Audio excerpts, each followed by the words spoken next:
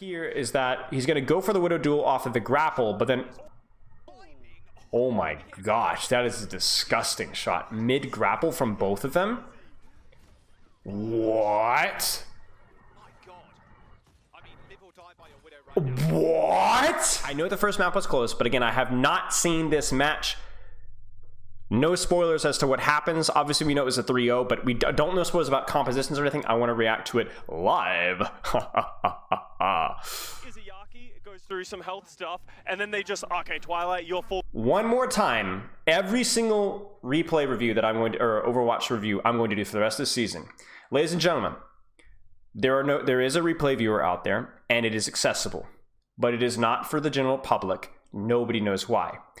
Overwatch League teams that have access to the replay viewer are not allowed to use it for analytical content whatsoever, and no third-person stuff, even for highlight reels whatsoever. Otherwise, they have legal action threatened on them, supposedly by Blizzard.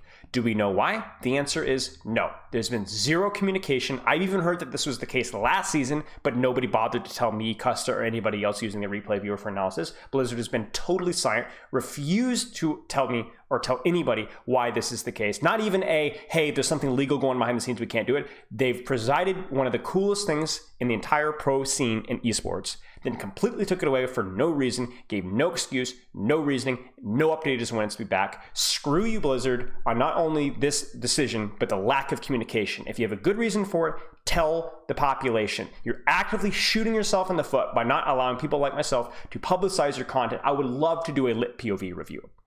So watching Custa, pathetic stream from Custa yesterday, trying to review Jimmy without even Jimmy's POV, watching the kill feed to see how Jimmy played. It's a joke. Shame on you.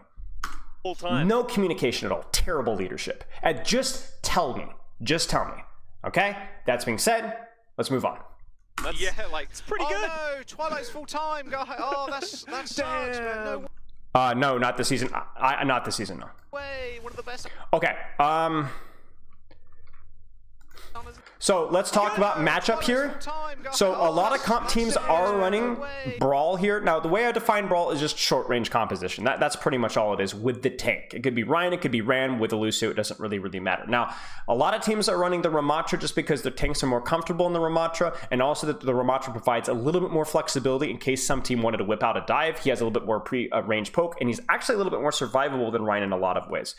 Now, the real difference here is the fact that teams are running Mei here because it's a short-range map, not a huge surprise, but the real difference is the sniper choice of the Sojourn allowing to take more aggressive off angles and probably have a better ultimate, even in this particular mirror. The Hanzo has the one-shot threat and more range pressure. That's pretty much all there is, ladies and gentlemen. Aspire is going to be able to take a little bit more aggressive angles and do a little bit more when he's got ultimate or when he's got railgun. The Hanzo is just a more consistent threat as a whole. Okay, both teams rolling on high. It looks like Boston has like a set rollout that they like to do. One of the best armors in the world, if not the best. You can see the fight. There's an early wall here. No way. One of the best armors in the world. I'm gonna turn this down just a tad so the pausing doesn't get so disruptive. Smurf is able to shield a little bit later. Now, the important thing to note here is that I don't think so. Vancouver TPs as well, but somehow Batiste. Oh, that sucks, man. No way. One of the best. Crimzo kind of chickens out because Li Gong starts to spam him early, as does Decay. And this is crucial because as soon as this happens on our screen right now, unless Vancouver does something crazy and hits a shot, Boston loses this trade, or wins this trade. Because now you have heal support better than Crimzo's LOS. You have Li Gong on a better off angle, able to control the backline a little bit. But more importantly, you have the Batiste actually putting damage pressure out, and his Batiste is not. Even if Punk backs up a little bit here and gets healed, this is going to be doing more damage. And even though the Hanzo is going to be lagging behind, I think that should be enough to compensate. Let's actually see. Might be wrong here. You can see wall is pretty good-ish. The enemy wall is actually better. going on here. Now, this is funny. I predict this, but then Decay honestly should already have walled here to wall off the Mei and put pressure on Punk, but he doesn't wall fast enough. And then he also does the vertical wall, which Sugar Free just leapfrogs over. Counter wall. Now we have the three people who got there fast or at least one of the members got there fast, completely MIA, and now Smurf is split. So I caster curse the Boston here. The Boston, I say. And that's going to lead to Decay dying. Now you're like, well, how does that lead to Decay dying? Because look at where Decay has to rotate to get around the wall. Could you argue that Decay should go to the opposite side?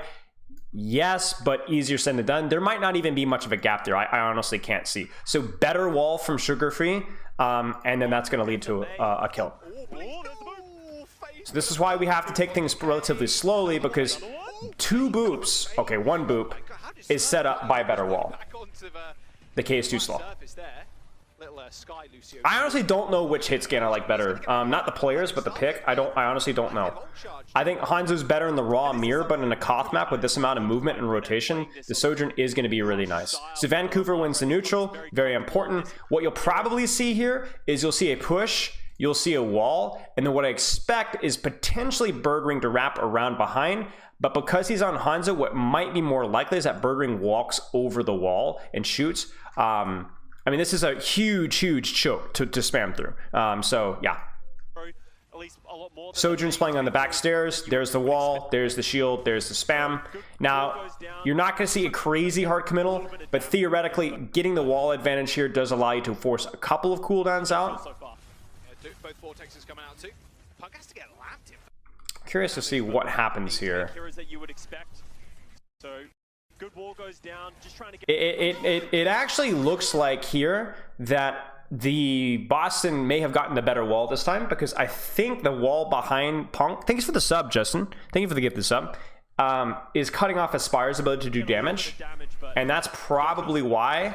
It might be that it also looks like he blocked too soon, or too late here too. So he greets a few punches here. So right here, he needs to have already be blocking. Smurf, do you notice, through the hiding of his own wall, is able to actually get in damage without getting shot by Aspire or Sugar Free. So now Decay has the better wall. That allows Smurf to not block, and then Punk blocks also too late. That's the other thing too. So that's going to force Lamp. That's going to force them out. Lee Jae Gong is low. They get the angle on the Hanzo. That's a shift force early, and that's gonna win them the neutral. So honestly, really just a wall trade here, and also Aspire's angle is not particularly good. I don't know what happens to Sugar Free. I don't know what happens to Sugar Free. Sugar Free should have had Ice Block here. There's no reason for Sugar Free to not have Ice Block. I'm not sure what happened. He might have gotten a force by a Hanzo shot. Maybe he just gets burst there. I'm not sure. Aspire's angle is almost meaningless that fight because of the wall and the rotation, and a much better Maywall bit Decay. I don't want to overanalyze these, but we do know this is going to be a faster match, so we can take a little bit more time. It's only 3 maps. I know at least 2 of the maps are fast, so yeah. Good neutral. Reformed, thank you for the sub, mate. Spilo BTW, Spilo BTW, I appreciate it, Justin. Spilo BTW. Boston this year. It's just so then before, but like the name value, but the funny thing about this matchup, guys, is May is still quite good, but even just from the first fight, like even past the first fight, like once you get through a choke, I don't think a Maywall advantage is as big of a deal in this composition as it has been in the past, right? You have the Batiste to go over, you have the Sojourner Hanzo that can go over or around, right? And then the Ramattra, when you walk through, he's just going to put down his shield. And most of the times, I hate to analyze this, but I want to point this out. I think this is really important. Getting a wall advantage might not be so much as isolating the Ramattra fast enough, so much as giving your Ramattra, cutting off one of their DPS's LOS. So like right now, you haven't really cut off Birdring's LOS, right? He's still spamming through this choke on Punk. But do you notice that neither of the shields broke? They just expired. Do you see this? So the shields expire, it doesn't even break. So both Ramattras walking through a choke are just going to pop shield anyway. But the difference between this wall and this wall is this wall no longer gets value because Birdring has gone around it. This wall continues to get value from Smurf because he's able to continue to use it to block off damage as the fight goes on.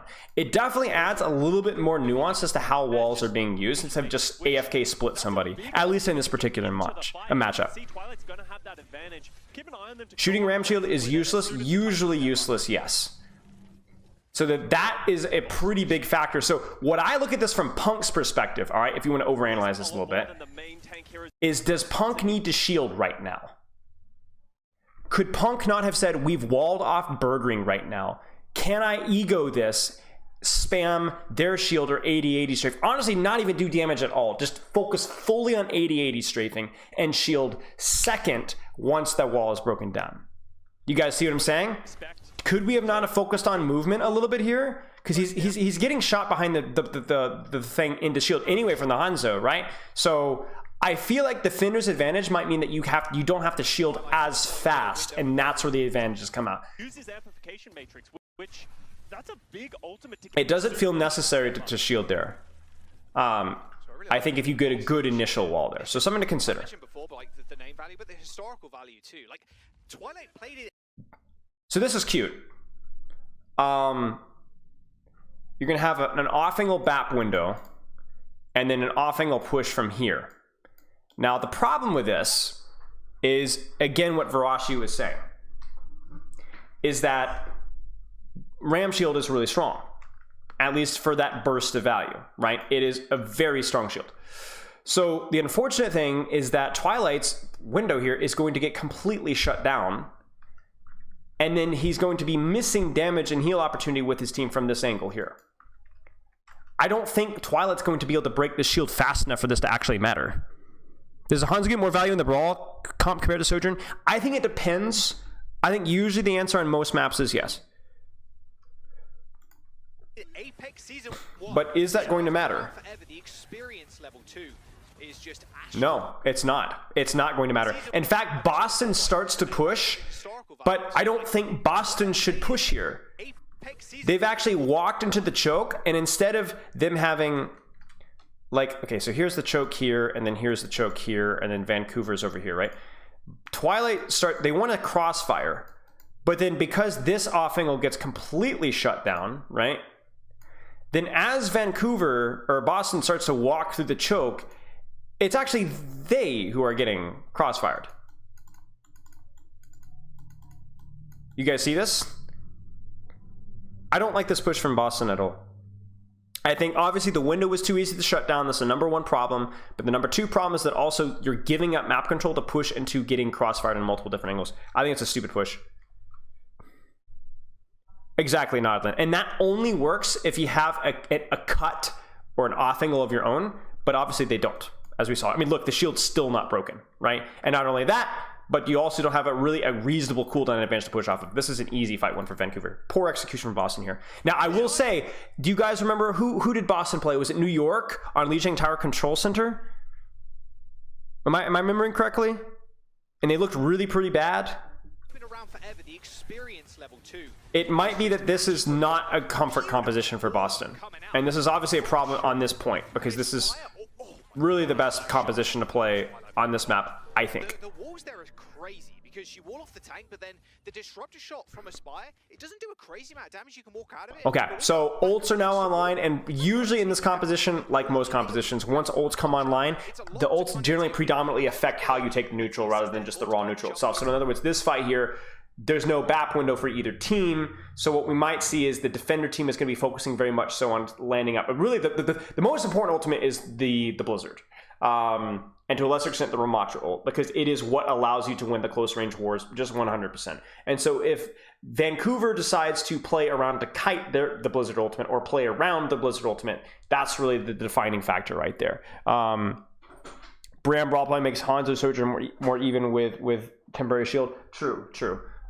Over the wall trying to So let's see. It's all going to come down to the Mei ults here. Now, what's interesting is Vancouver doesn't play fair here. They go, you know what?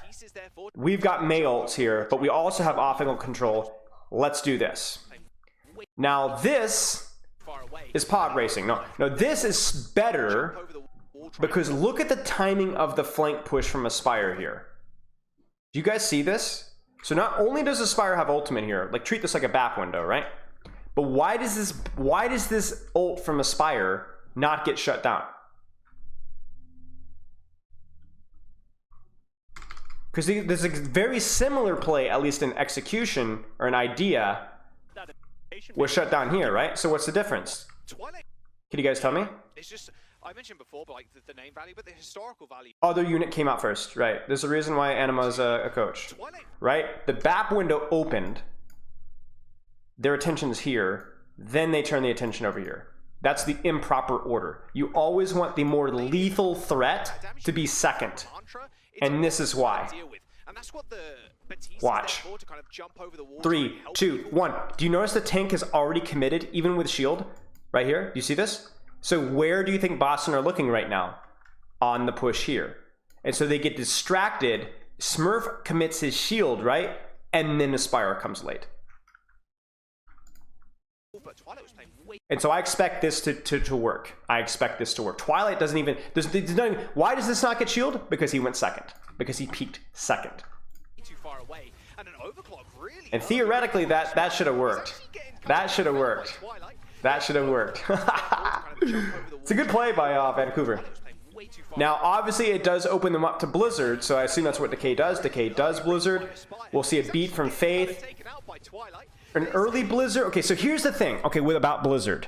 Blizzard is very survivable if you can force their hand early. So even though Vancouver doesn't quite get what they want here, forcing Decay to pop Blizzard early is nice, because if you can get him to force it early, your Ramatra will still have his block, you still will have Lamp, you'll have enough HP and be able to get out of it, and more importantly, your mate will have Ice Block. So you look at this and you're like, oh shoot, that's a lot of people going to get frozen, right? No, it's actually just the Ramatra, and he even walks out of it, right, immediately afterwards, right? Sugar Free just Ice Blocks. So this is still promising from Vancouver. The big thing for me is this Dragon going to get value? Are we going to be able to get enough continued pressure with the Sojourn ult? Because we should still be hitting shots here, right? There's the beat. There's a Dragon. Oh my days, that is terrifying. Sugar Free's holding on to his Blizzard here. And so a lot of ults were traded, but the crucial things to note is that you've traded everything but this for this. And you guys ready for the funny thing? This is better than this. This is better than this, at least in this mirror. Most of the time. Most of the time. So it might be that Sugar Free is just going to look for the perfect opportunity. There it is. Oh no, it's not good. It's not good. It's not good. I'm not sure what is Sugar Free see. Does he? So he doesn't get it deep enough. See, Smurf pops his Nemesis form, which means that he can, with speed boost, get out of this pretty quickly. And Decay, I think he pops it too early on Decay.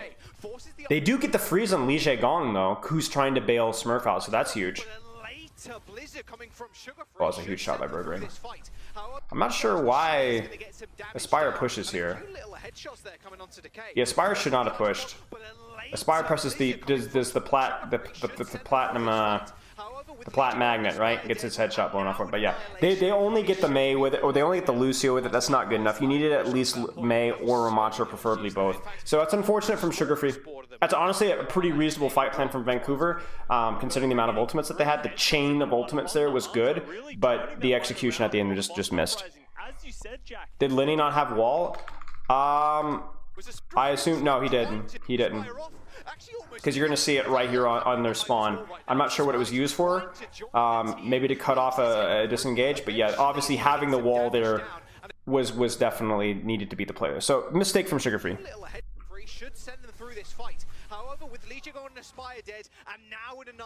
Yep, I do think I agree with you. The Aspire holding that angle and not getting headshot by Hanzo was also a big deal there too. So a bit of a goof up from both of the DPS from Vancouver.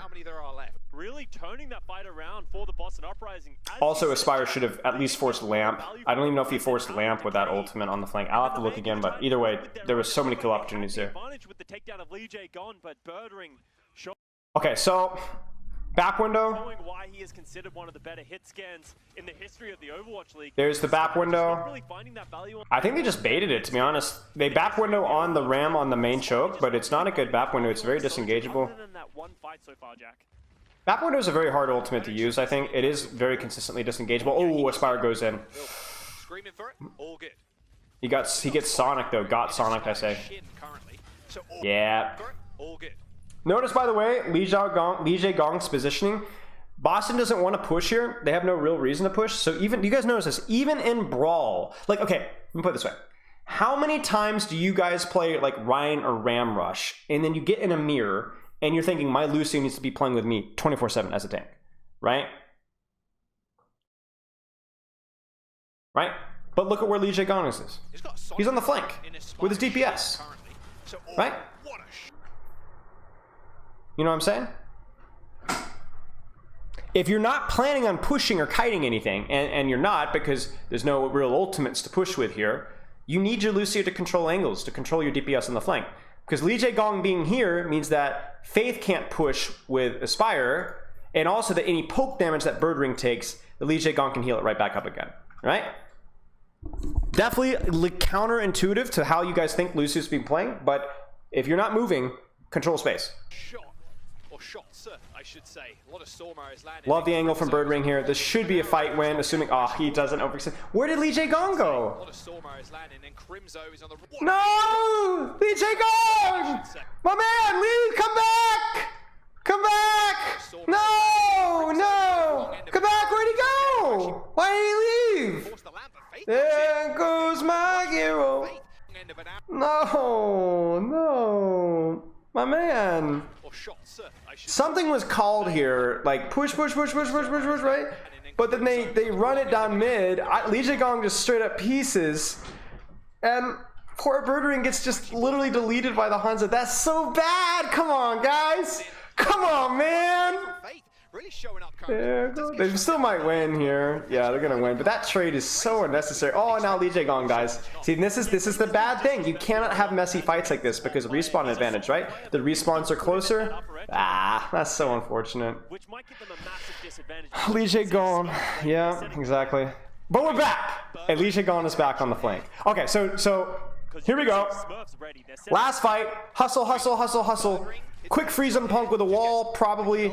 It's kind of free this fight. Blizzard. Oh, okay. Punk messes up, y'all. I'm not gonna lie. Punk could have dodged this. If Punk had just pressed the W key and run, I think he could have actually gotten out of this Blizzard. I think he tries to run back through wall, but I think that's a mistake. The big thing here is just these numbers are really ugly. 85, 70, 75, 73, 83. Could not be worse for Vancouver. Like, it literally could not be worse. Meanwhile, check, right? And that's it. That's it. It's a kill. It's just too unfortunate, you know?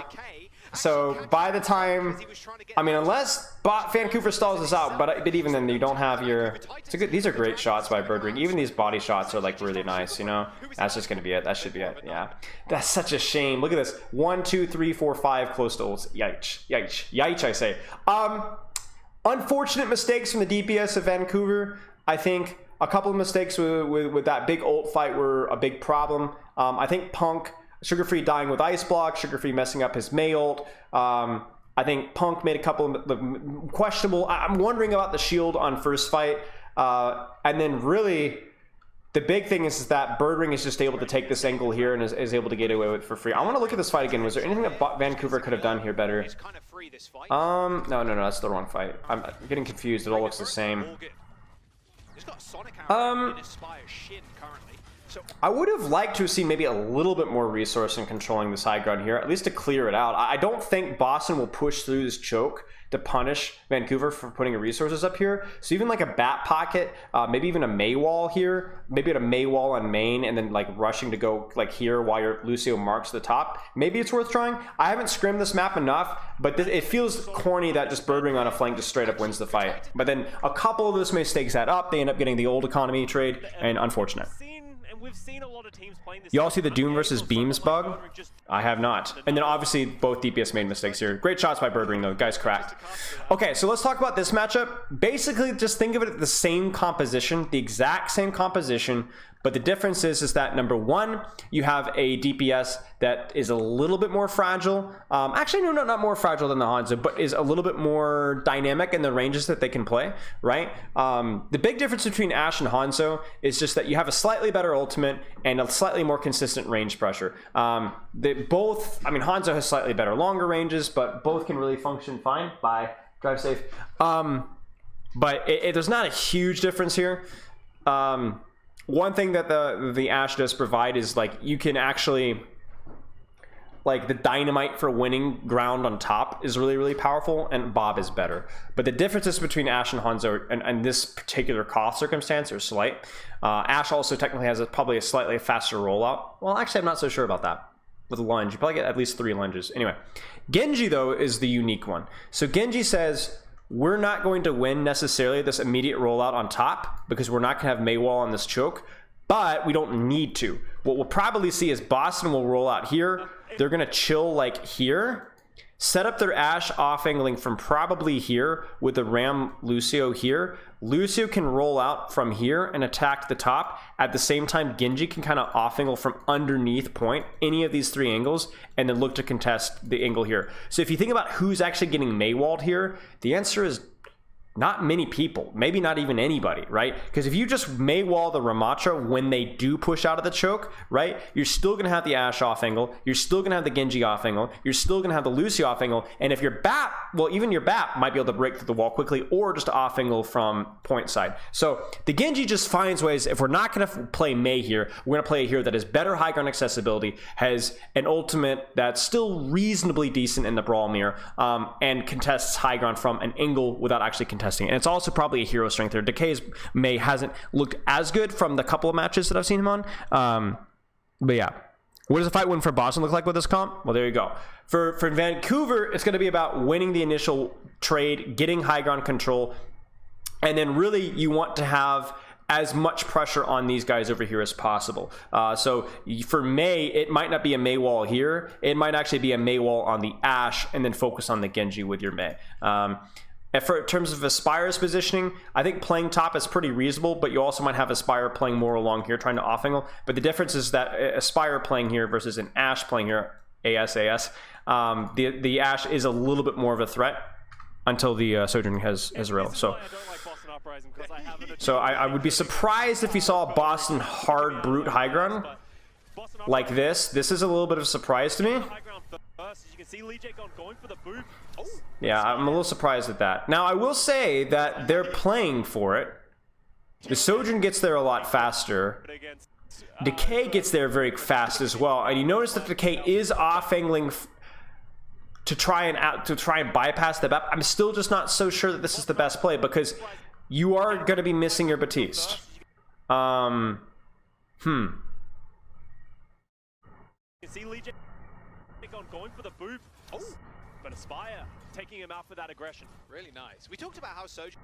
I don't have an opinion. I am unsure. Because Boston, I specifically said that Boston would not fight for the high ground. And that's exactly what they did do. Because they tried to get Decay set up quickly. But I'm not sure that it was the right play. Now I will point out one cute little play. Look at Lee Jae Gong. Check it out. He gets there first, and he actually boops off Sugar Free and Crimzo off of the high ground. The problem is that he dies for it. So was it worth it? No. Now but it's a reasonable play. And I think if Lee Jae Gong plays that one better, there's a chance that he doesn't drop. So I don't know, but like the Genji looks reasonable enough. The Genji Lucio, the way that Boston was playing it was reasonable. It just didn't work. They just didn't do it well. When you do shoot Ram, he's want to go in for the Nemesis form. It's just easy, 100% energy. Headshot someone from across the map. Spire should be okay though. Off angle from Bird Ring on high, catches Faith. Good shot. I lied through my teeth there. We'll probably see a slide on the top. Well, they're not even going to. We saw Lee Jae Gong go down, and I thought that was going to be the end of the fight, but the Uprising did manage to get the first. Nice shot. But Aspire is just picking them apart one by one. There's a lot of mechanics here, but the first thing was the first fight. Very interesting that Boston has a brief glimmer of an opportunity to win because they get the rollout. They even get the boot, but Lee Jae Gong dies for it. Not optimal. Does not provoke happiness or whatever that meme thing is. Whatever you hip kids say. Baptiste window, probably see from top. They're going to need to step up if they're going to match this. They bap. Okay, so this is interesting. Vancouver decides to wall early. Now, I kind of like this because we've already seen that the wall here is pretty easily bypassable by the rest of the enemy team. But if you wall early and if everybody's ready, you can actually force a lot of cooldowns here. And you notice that I think 1, 2, 3 members of Boston are walled off here. You could force at least a deflect and dash here, and that's exactly what they're gonna do. And now Lee Jae-gung's caught. Lee Jae-gung should die. Oh, there's Lamp. The rest of the team do end up joining it as Crimzo keeping it locked down on the high ground. No chance to push here for the Boston. Unfortunate. Against the window. Good angle for it too. Cover everything pretty much. Sees both sides. Very smart one, but here's the re-engage. But yeah, essentially what Vancouver's doing is they're not giving Boston the angles that they can actually want to leverage their Genji and Ashe, right? They're not letting them push out to here so they can off-angle from here or even from main. They're saying, no, you're all stuck in this room and we're going to keep you in this room. We're not going to give you any space whatsoever. I think it's probably a very reasonable play, especially given the matchup. Genji's in. What happens here? BAP window creates space. BAP on top. They dash with the BAP window onto high. Again, an advantage of the Genji. He can just go in. BAP Sojourn gets split. That's the key thing. And they kite in different directions. Boston is able to kite in the same direction off of the Vancouver's window, which to be fair wasn't particularly hard to. And Vancouver splits in their kite. Cheers. I'm glad you enjoyed the video. Surely, yes. Yeah, there you go. Lee Jae-gung's going to help him out. 50% though. It's a hero strength thing with the Genji. It's a hero strength thing, and it's also a very, very map point specific thing. This is by far the best Genji point in the entire, all of Oasis. You probably would, I don't think you'd see him elsewhere. Going to switch over to the Ana, maybe wanting to get some of those biotic grenades to stop that healing coming down on the Ana is specific. Okay, so you guys tell me what the Ana's for. You guys tell me. Tell me what the Ana's for. Why? First off, tell me why you play Baptiste, right? Because if you ask yourself, why is so-and-so swap being made? Ask yourself why you played the first hero in the first place, right? And if you can answer that question, then you can answer the next question. So think about it. Punish Decay for diving with anti and sleep. Yep, so it has more anti-dive options. But what about the Baptiste? Why do you play the Baptiste? BAP to help against Mei, right? You have Lamp for Mei Wall. You have Lamp for Mei Ult.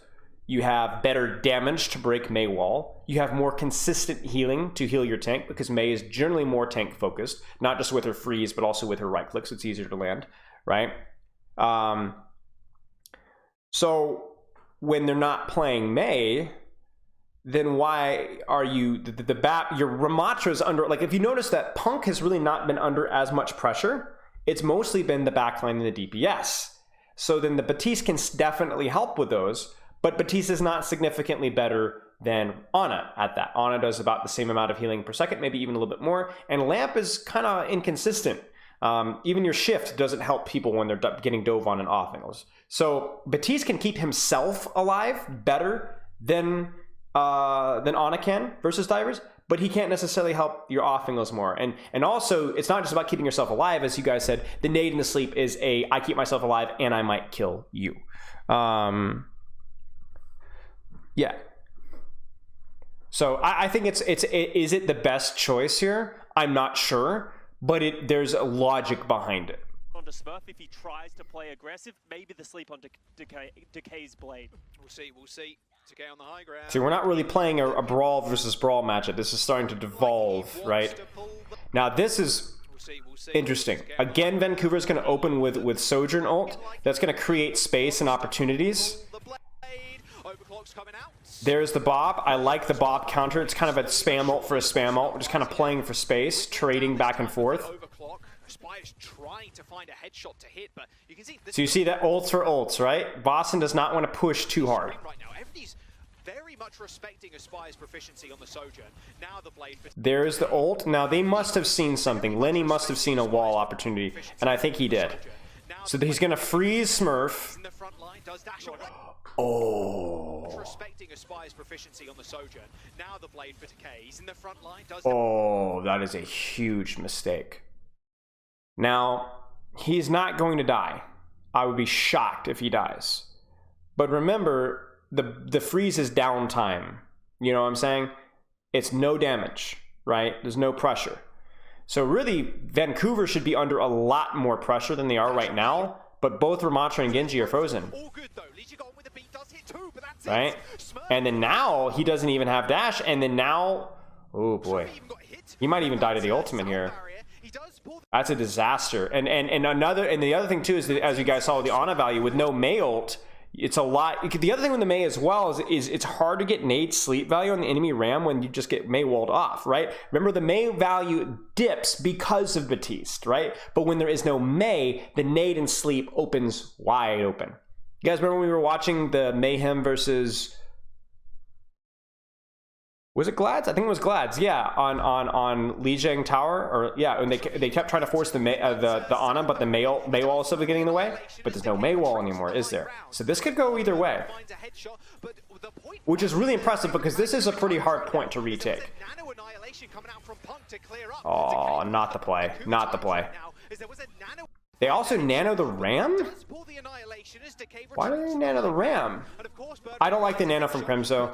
I think the nano should have been used to either save somebody's life or just used mid-fight. I don't like nanoing the Ramatra who's already shooting targets and is basically full HP. I think that's a poor use of nano from Crimzo. It does nothing. And even without the hindsight, it's still the prediction that it would do anything is just not optimal. They get the early flip and they're going to get the stagger on Twilight. That's really, really, really good. That's like a free 10 seconds. Oh, where are you, Crimson? Oh, no way! No way! Should be able to close it. You can see Punk just Where's Crimzo? Birdring's still on this high ground getting picked. Crimmy! Trying to take down Punk, who was full HP on the point. Birdring's still on this. Is he getting zoned by Ashe? I think he's 1v1ing an Ashe. Did you guys just see that sleep dart? Am I smoking something? I might be smoking something. I'm not smoking something. That's a sleep dart. I think they walled the Ashe on high ground. And yeah, they walled the Ashe on the little window, y'all. Oh, dude, where's the replay viewer? Yeah, Birdring's here. Sugarfree walls the Ashe in. Crimzo throws a sleep dart, a shot, and then a nade here. Meanwhile, Punk is just in La La Land, just, I'm gonna kill people, everybody, and gets no help as a result. Still on this high ground getting picks though. They need to dislodge him. That's crazy. So yeah, they nade him, and then meanwhile, Punk's like, let's go, guys! But Crimzo ain't there, ladies and gentlemen. Crimzo just now starts to peek. Birdring is still there, and he's also getting shot by Birdring. But you know what, actually, oh, this is so messy.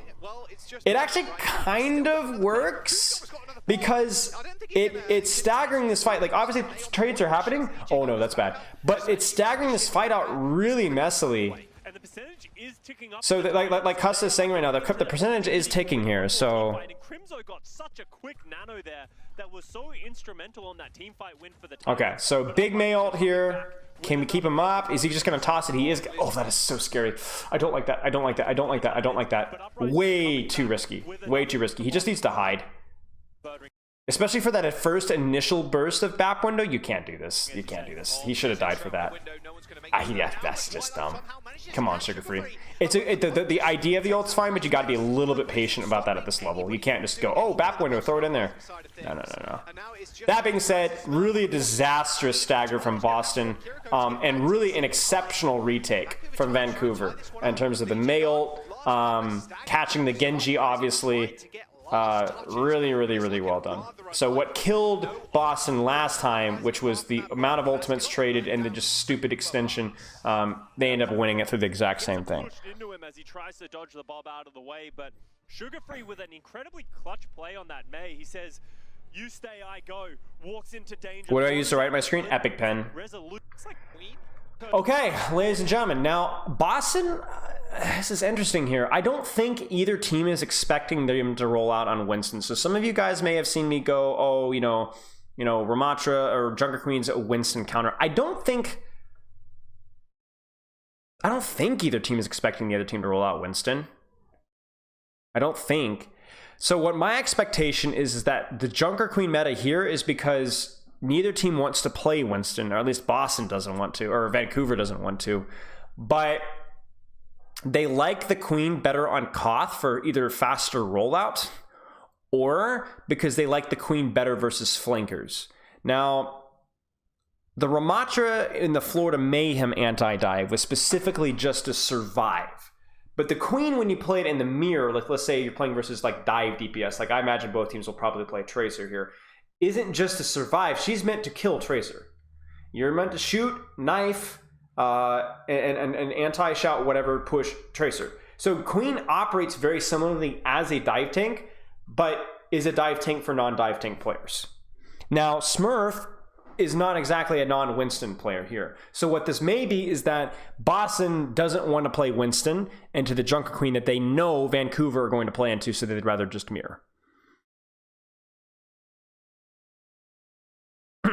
Kind of an interesting dynamic here. I'm more surprised at Boston playing the Queen than anything, but it might be that they just predict that Vancouver is going to play, so that they just don't want to play Winston to the Queen on this particular map. Interesting. It might also be that with this composition, because they want to lean more into the hit scan, they don't want as resource heavy of a tank, so they can put more resources into Bird Ring, so they go for the lighter resource tank, which is going to be Queen. Why wouldn't Boston play Ram here? Because I don't think Ram is that good versus what you're trying to do here.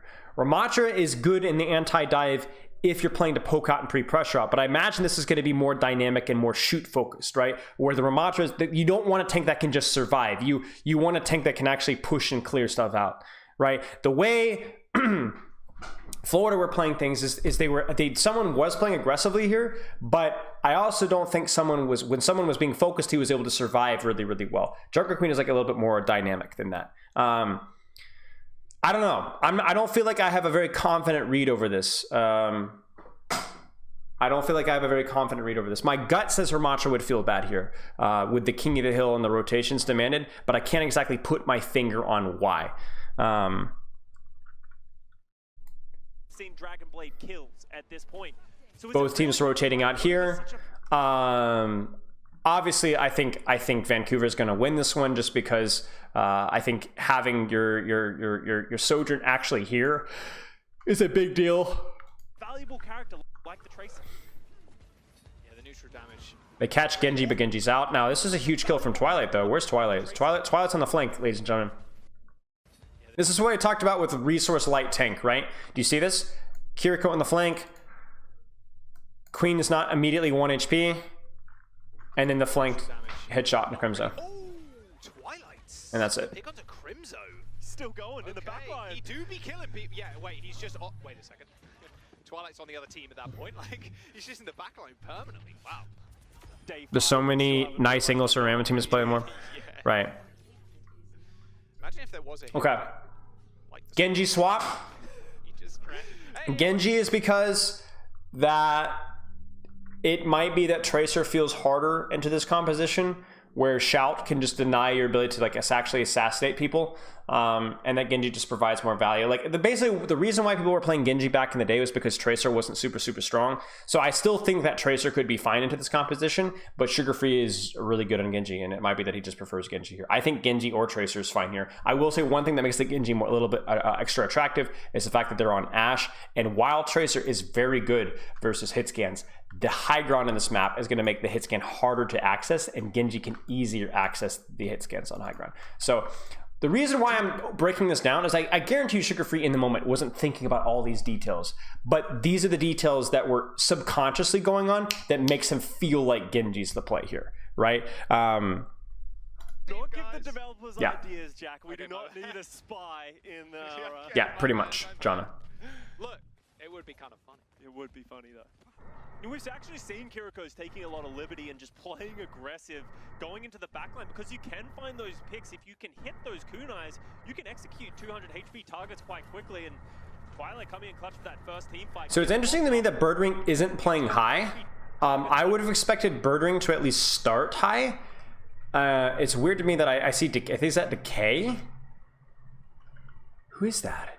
Yeah, it's Decay. So I would have at least expected Bird Ring to stay here and then force either the Genji to sneak up here and then rotate away, or the entire enemy team to rotate away. But maybe they think that's too easy, and maybe just playing a longer angle from on the ground is better. Because this is, you're not going to be able to stay here as Ashe. It's too easy to clear with a Kiriko, Genji, and Lucio. So that's probably why. Because you can find those picks if you... On a less high ground intensive map, would a hero like Mei or Reaper be played over Genji?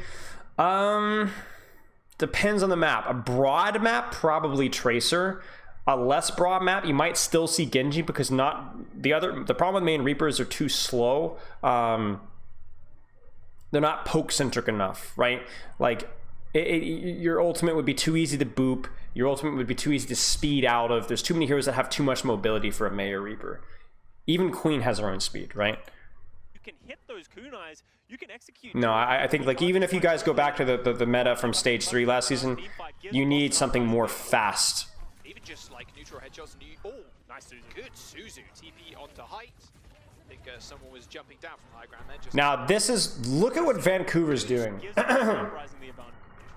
They see Ashe. They shout on Ashe. There's the Suzu. Oh, nice Suzu. Good. Bird Rings actually leaves, or Twilight leaves. You see, this is the problem with the Ashe, is it's like, if you get shouted on, where do you go? Now, I think that's more of a philosophical question, because okay, I know the answer. He should have kited out, trusted his Kiriko, and coach gun back to high ground. And if he had done that, I think Boston wins this fight. But Vancouver goes, let's rotate and just run down the Ashe. I don't even think Vancouver does a very good job of it. I'm gonna be honest with you guys. This is a forced rotation. A better team is able to kite this significantly better.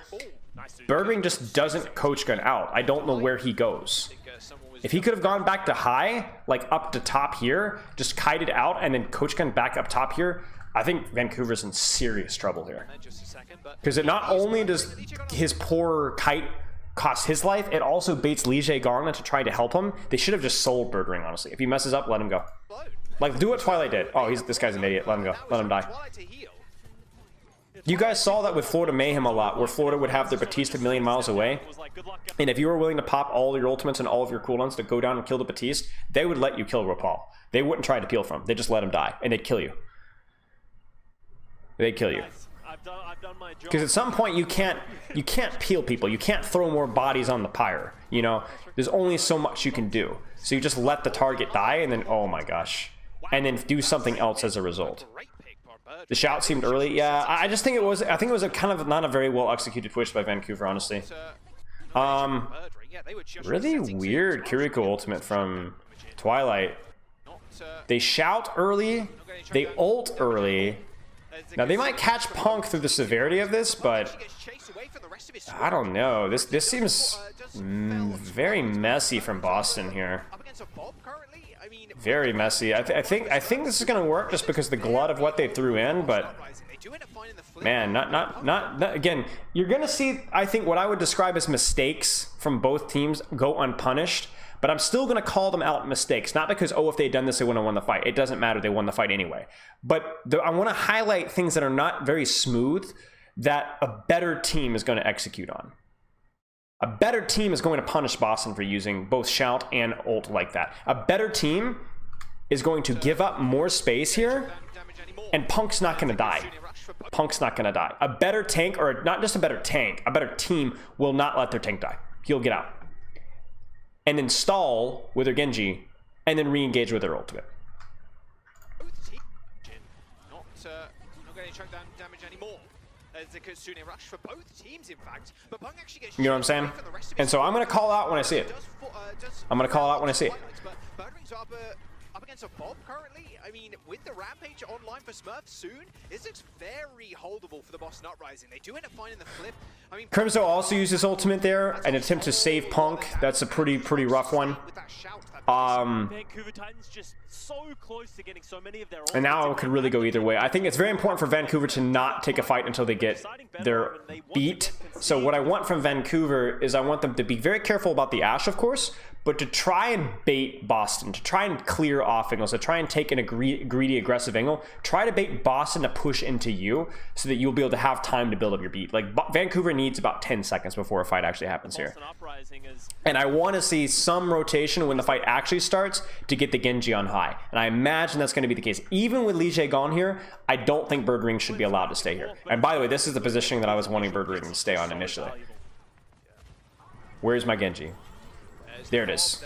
There's the counter bob, there's the beat, there's the counter beat. Vancouver just needs to survive at this point. Oh, they're gonna blade as well. Wee! There's the counter blade, not catching anything. There's the Junker Queen ult. Now Vancouver just needs to get out. Out. There we go, ladies and gentlemen. There we go, ladies and gentlemen. There we go, ladies and gentlemen. Will they punish? There's a great Suzu, and they might punish this.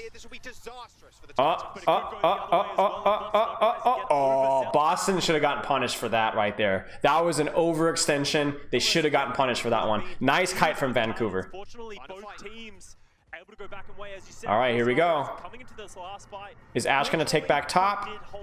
She is. She is. Shout. They miss the axe. That's pretty crucial. They go back and focus Genji. There's the Suzu. There's the kill on Lucio. That's a huge play from Vancouver. They use Kiriko ult as well, so it's a little bit of an expensive investment. But yeah. Okay. But obviously last fight, so like, you know, you got to do what you got to do. Echo hard meta, maybe. I mean, it would definitely be different, you know. We haven't had an Echo meta in a long time, so Boston, Vancouver needs a plan for Kiriko. Vancouver needs a plan for Kiriko here. Remember, Vancouver though has better tools to kite things out because they don't have a fat kid. They have a Sojourn with a shift, right? They have something that can always rotate quicker. Rush advantage for the Boston Uprising. Kid's rush on this point is pretty deadly. It's a pretty stallable point, but when you've got increased cooldowns, like, or decreased cooldowns. So we'll probably see a walk forward, maybe Kiriko ult on point. There it is. Are they going to disengage? They're going to actually go in. Wow. Twilight gets murked. Even before he Suzu's here. Again, very audacious from Vancouver here. Now, the good news for Vancouver is that theoretically, if they could have survived this, Faith would have been able to beat on top of that at all. Why didn't they buff Hog and instead buff Queen? I'm being baited, right, chat? I know, bystanders really have become unrealistic, man. If you're not like Zeus, then I guess you're just fat, you know? Remember, guys, negative reinforcement's the best way to build confidence, to take care of each other.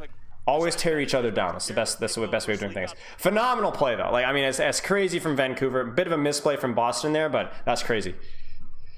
All right, this is a pretty big fight for Boston to state the obvious here. But I think the big thing again is I cannot understate how important it is for this ultimate to be gotten before the fight actually happens. Let's see. I assume it will be. But it's really important that you don't lose fights at 90% or 95%. So I imagine Boston's going to kind of take it slow, take some angles, see if they can bait a bad engage. But they really, really need that beat. There's the Bob. That's just to buy time. The Bob is good. They're going to use Sojourn ult. They're going to push Smurf. Will they get the beat? They will. Really nice little bit of movement there from Boston. Vancouver keeps their composure. That's going to be Sojourn ult for Bob. It's a fine trade. Smurf also has his ultimate though, and now Decay has his ultimate. But Crimzo also has his ultimate. Oh, it's an ultimate fest, ladies and gentlemen. Ashe on the angle. Will they be able to find a way to catch the Ashe? There's the shout. There's the blade. There's the beat. The stream just dies. Birdring kills Ashe, or Birdring kills Aspire. What happens? And Smurf uses ult as well, but only hits Punk. So, ladies and gentlemen, I assume it's Sugar Free. Something must happen with Sugar Free. Oh, Decay doesn't get beat. Oh, he does get beat. Never mind. With the Spire dead, there's so much less damage, but Sugar Pea pulls a blade of his own, actually takes down Decay. He finds one. Oh my goodness! With the Spire dead, Decay receives a beat of his own and now just carving through those overshields. With the Spire Oh my goodness gracious. That's monstrous. So I'd have to take a really careful look at how cooldowns are being used there from Vancouver, but wow. Wow, what a play. What a play. Would buffing non-Sombra picks shift Sombra out of meta? Yes, yes.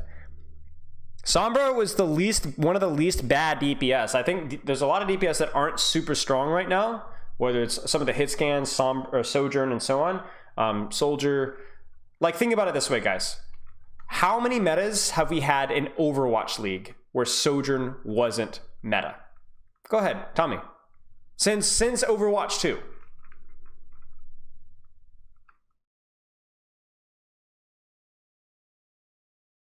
Right?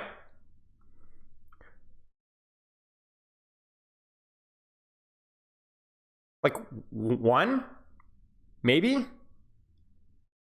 So when you remove Sojourn, that's why you're seeing Sombra, because there isn't anything else there. Like, the dynamic of the game is changed a little bit, right? So some of the more static heroes don't feel as powerful because of the loss of the second tank. And then they've also gone and nerfed heroes like Ashe, right?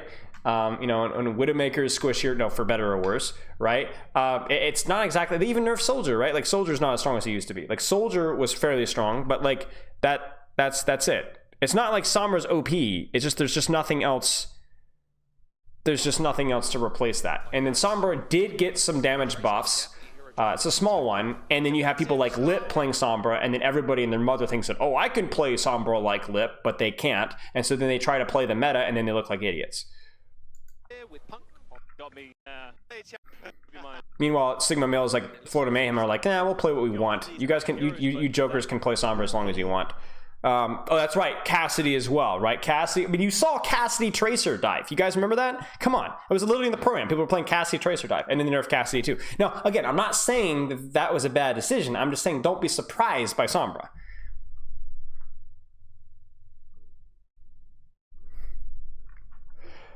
Okay, I like this comp for Vancouver. Whenever I see the Batiste, I'm always expecting him to be paired with a hit scan, because it kind of shifts your value away from Nano Boost and more towards like peeling and keeping your other off angle up.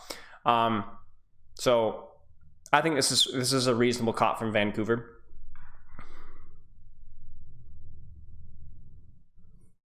Hanzo is just better when there's like more brawl stuff. So for Hanzo to be played, you would need Mei to be a little bit stronger, or you need Bap to be a little bit stronger, or you need Ryan to be a little bit stronger, or Ramatra to be a little bit stronger.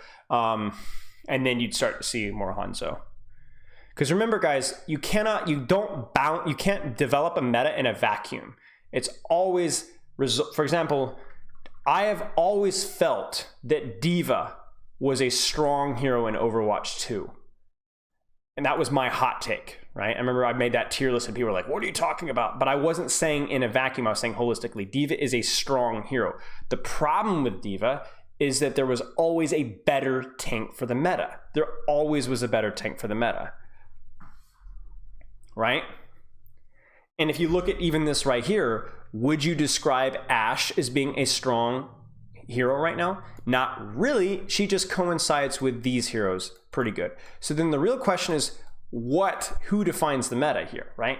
Usually Tracer defines a lot of the things that are meta, but a lot of it also goes down to tanks and supports. The reason D.Va is being played here is because the range of the map encourages more ranged battles, right? And not Lucio comps and even Sombra Tracer comps. The hit scan feels a little bit more juicy. So then, because of that range, heroes like Winston don't have as easy of a time staging, and heroes like Sombra are not as attractive for many teams compared to heroes like Hitscan. So then that trickles down to, then why would we need a Lucio then if we're running with a D.Va and an Ashe? Let's run it with a Brig who can pocket my Ashe or my other support easier than a Lucio can. That's why D.Va is being played. D.Va is being played because it's too open of a map. But it's not so open that you can run like a Sigma, because there are enough sight lines and cover and corners and high ground to where if you ran Sigma, they would just run Ball or Winston or something like that, and you'd get run over, right? Yeah. That's why when we saw APAC being played, you saw Brig Zen on this particular map, because APAC likes Brig Zen. And if you're going to play Brig Zen anywhere, it's going to be this map. The sightlines are very encouraging for it. What would happen if you nerfed Tracer then? I think if you nerfed Tracer, I think you'd probably see a brawl meta. I think you'd see a brawl meta. I think you'd see Ramatra Lucio comps. I think that's what you would see next. You'd see Ramatra Lucio comps, and I think on maps like Junkertown, you would probably see something more like Sniper plus Genji. I would imagine it'd be like Hanzo, Mei, Ramatra, Lucio, Batiste, and then on Sniper maps, probably more like Bap, Tracer, no, not Bap Tracer, Bap Genji.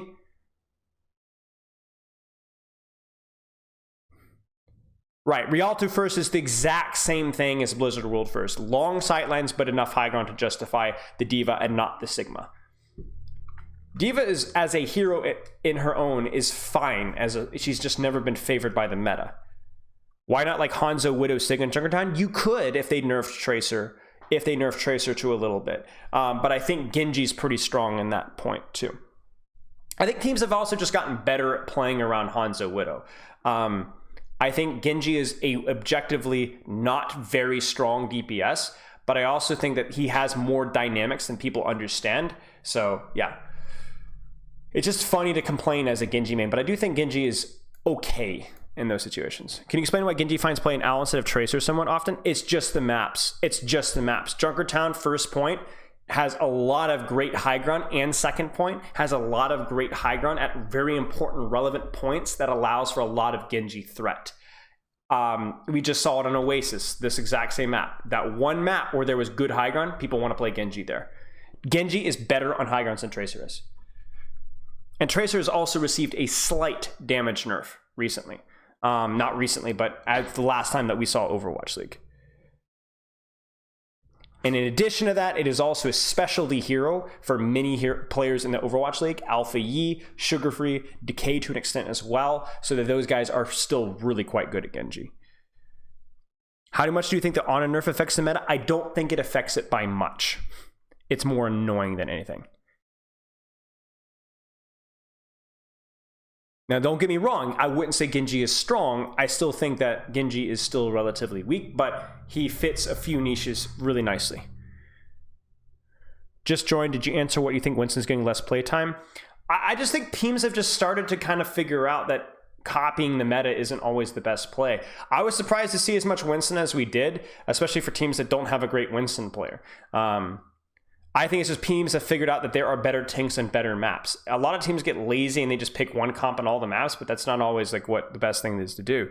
So yeah. Okay, let's take a look here. So this mirror is very unsurprising to me. It's a poke meta with a peel/dive tank that can control the enemy divers, but because it's too open for Winston, these teams are going to play Diva. This also lines up very nicely with their hero strengths. Ashe, because Hanzo would be too greedy and would probably die too easily. Ashe is somewhere in the middle between good poke damage but doesn't die immediately, and she also has a good ultimate. The Brig is to peel off the Ashe and also help the Tracer at the same time, and because the map is more open, you don't need the speed boost as much because you're playing more spam anyway. The interesting thing is the Bat versus the Ana.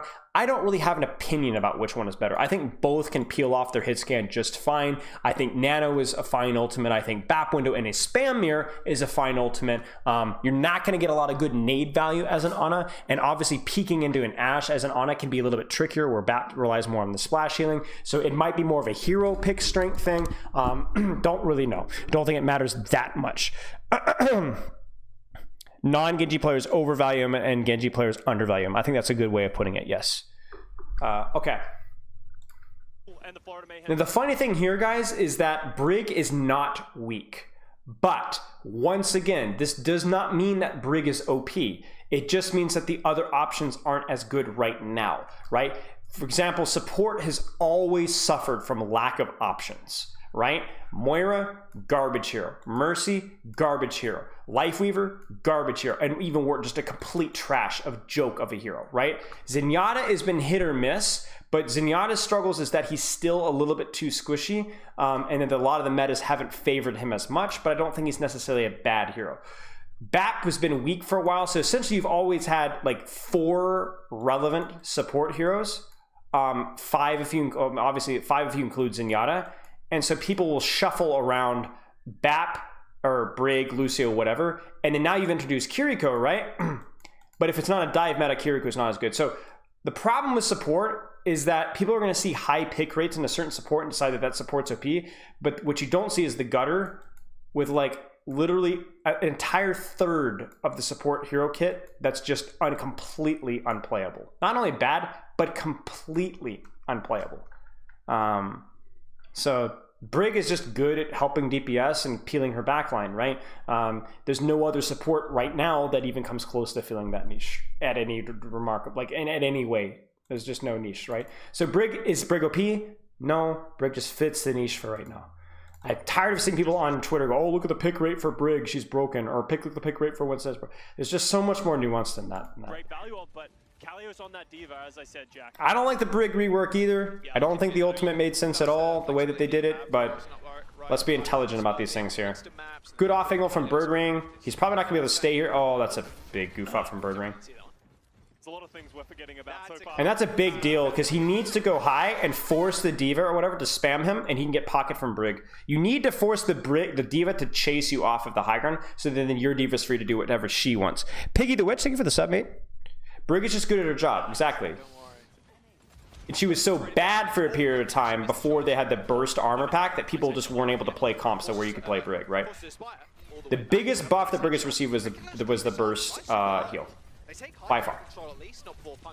It actually allowed her to peel people off. Keep an eye on the old charge of the Ana versus the Baptiste. The Baptiste historically should get it faster. Kalios gets incredibly... Yeah, Kalios is just off-angling here, but he's getting poked out. Now, I want you guys to notice something, guys. I want you guys to notice something, guys. This is super tight. Super tight. Check this one out. I'm going to pause, and you guys are going to have your minds blown. Where's the Brig? Why is my Brig not peeling the diva dive? Where's the Brig? You guys see it? Now tell me why is the Brig there? Tell me why is the Brig here?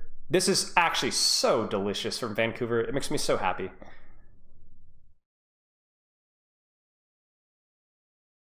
You see this? Think about it.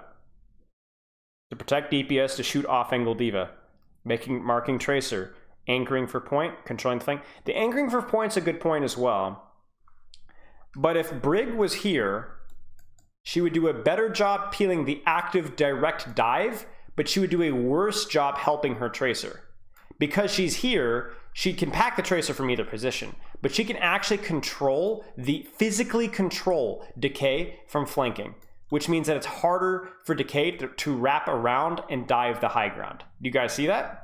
Decay can't wrap around and dive the high ground because he's not only going to have a tracer marking him, he's going to have a tracer with a freaking Brig on him as well.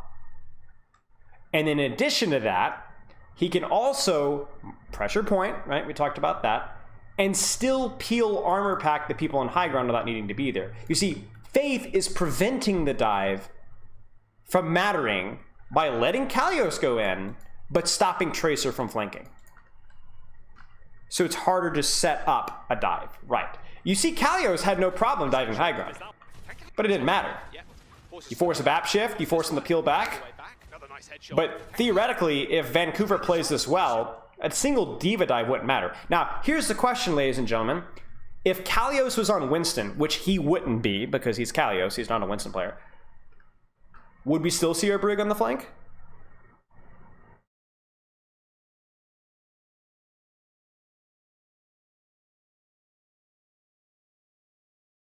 Exactly, because the Winston direct threat is greater than the diva.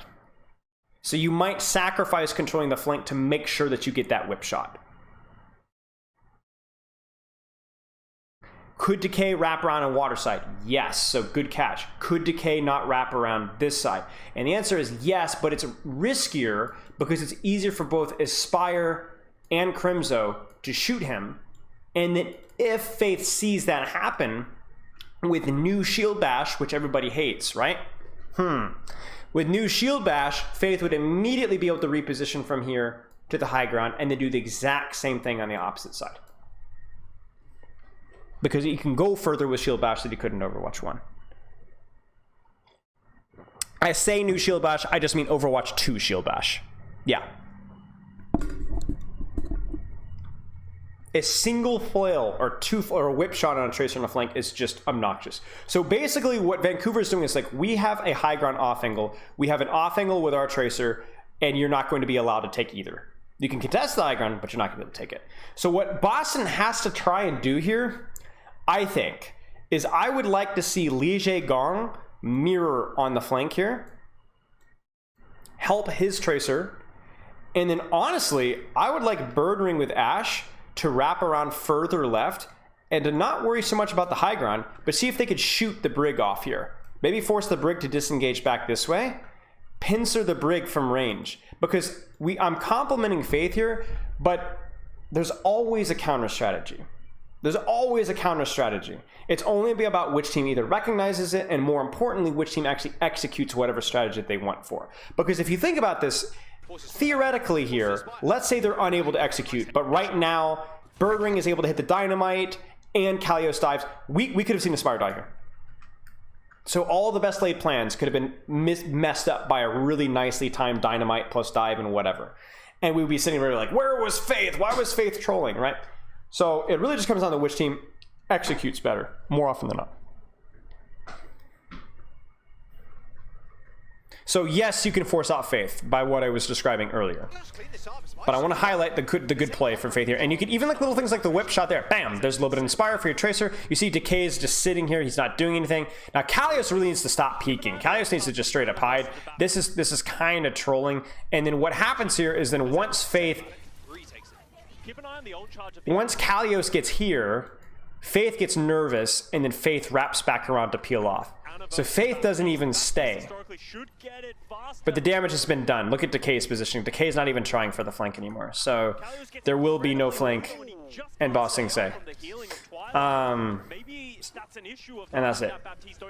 Kalios has no cover. Wait, watch Aspire's head. Everybody's done this. Everybody does this. I know I do this. Watch Aspire's head. You see this? Or maybe I'm reading too much into it. Are the Vancouver Titans going to force this issue because the backline is stuck in this room? Oh, this is cute. Are we gonna push? Are we gonna push? They're gonna push. I mean, they might as well. I mean, it was a huge stagger if they can get it. Ooh! Oh no! Oh no! Oh no! Oh no! They pushed too hard, guys. They went too greedy. I don't think they would have expected Li Gong to have rally. It's actually monstrous that he has rally though. So he's dead. He's just straight dead. He was a couple of percentage points away from that, forcing the issue they did. They are getting good trades. To no success. Decay and Li All right. Gong holding it down, especially with the rally. It's so hard. As soon as you're in, it's so hard to get out of this situation. You're just getting a bashed flail. Yeah. So I don't know what happened here. I think the push is greedy. I think you need to time this better. I think Boston just greeds it. Like Aspire isn't there yet. Punk, yeah, exactly. I think Punk needed to get healed. I think Aspire needed to be there. I mean, we're talking again. It's about execution, guys. Pushing inside, always risky. So if you're gonna do it, you need your D.Va at full HP. You need Aspire to actually be there. And seriously, one dynamite, and this is a clean team fight. What? Just completely, the Boston gets the floor wiped. And that's what's so frustrating about watching things like this, because it's like, bro, if Punk just is healed before he pushes, or if they literally had one dynamite before they pushed, this is not even a problem. So this is why I like talking about like the execution of like all these ideas and stuff, but honestly more often than not it's just team play. Like, it's just team play. You can have the wrong idea but like actually execute as a unit and it works. Yes, rally is busted for like sustain. A little bit overconfident there from the Titans, believing themselves. They do have the rally. Kalios might get demeched. Oh, they nano. They rally. Again, there's the kiting off the engage. Kalios still might die here, mate. There's an angle from the Tracer. That's good. It's going to force Kalios out. They've used 2 ultimates, and now we've reset right back where we were. Now, I imagine we'll see a Bob from, Bob from Bird Ring. They're marking, they're marking, they're marking, they're marking, they're marking, they're marking, they're marking, they're marking. They kill the Bob. Punk still has Bob, though. So something mechanical must happen here. What happens here? Because I feel like Boston's still okay. Now Decay is actually giving space, and that's it, right? So what happens with Lee Jae gone? Where is Lee Jae gone?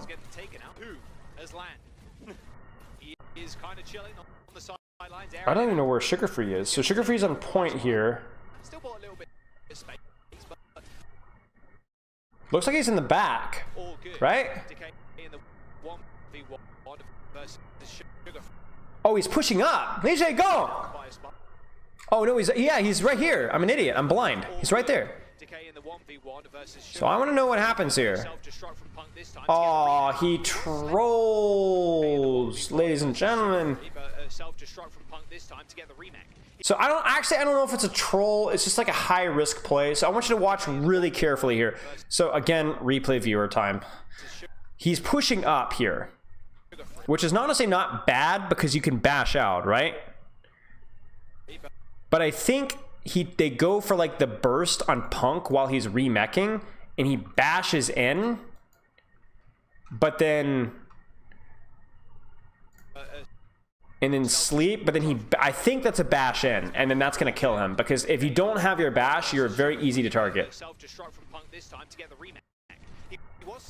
And then it breaks. I mean, even if he doesn't, he probably should have bashed out, honestly, because the problem is, even if he doesn't bash in there, his shield's going to be broken from the Diva Bomb, and so he's not going to be able to disengage. It's a bit of a mistake from Lee Jae. And Kalios commits Bomb as well, but that's fights lost. And they commit Pulse. Can they get Decay? They're going to get Decay. Yeah. So they go Zarya. Now the funny thing is, I don't even dislike the Zarya, okay? So what are the weaknesses of Zarya? Zarya is not a Diva counter unless the Diva can't avoid the Zarya. And what you're noticing here is that this big little mess of a fight on Choke, the high ground is not, like, you can't exactly avoid the Zarya as easily here, right? Now, if we're talking about controlling space here, or certainly controlling space in second point, Diva's gonna be way better. But the Zarya is kind of an interesting cheese, I think, for, like, I mean, you look at Boston, right? Like, they got nothing. You need to make something happen. I actually think this swap is pretty reasonable from Kalios. Doesn't work against the beam, so if you ever get high charge on the Zarya, then you can just do so much damage, and obviously the Graviton Surge is a great ultimate. So I just think we need to cap first fight. We don't have any ultimates, or first point. We need to make something work. You might not get that ultimate up. And you can see that the Genji, okay, so they also go Genji as well. So I'm not sure which came first, the chicken or the egg here, where it's, I want to play Zarya, therefore I'll play Genji, because the Genji complements the Zarya, because Genji with bubble is really, really good. Or Decay goes, I want to go Genji and go high ground, I need bubble. I think it's probably the latter. I think the Genji was probably the first decision they made, and they used the Zarya afterwards. But I'm honestly not too sure. Because the Genji, you guys saw it with the when we saw Sombra, right? Where teams would just go bubble Genji plus Sombra on high ground, and it was like an instant free high ground win. So it's honestly a fine try from Boston to go for something like this. It's just unfortunate that they were put in this hole in the first place. The bubble there is definitely early. He will be able to bubble again now if he wants to.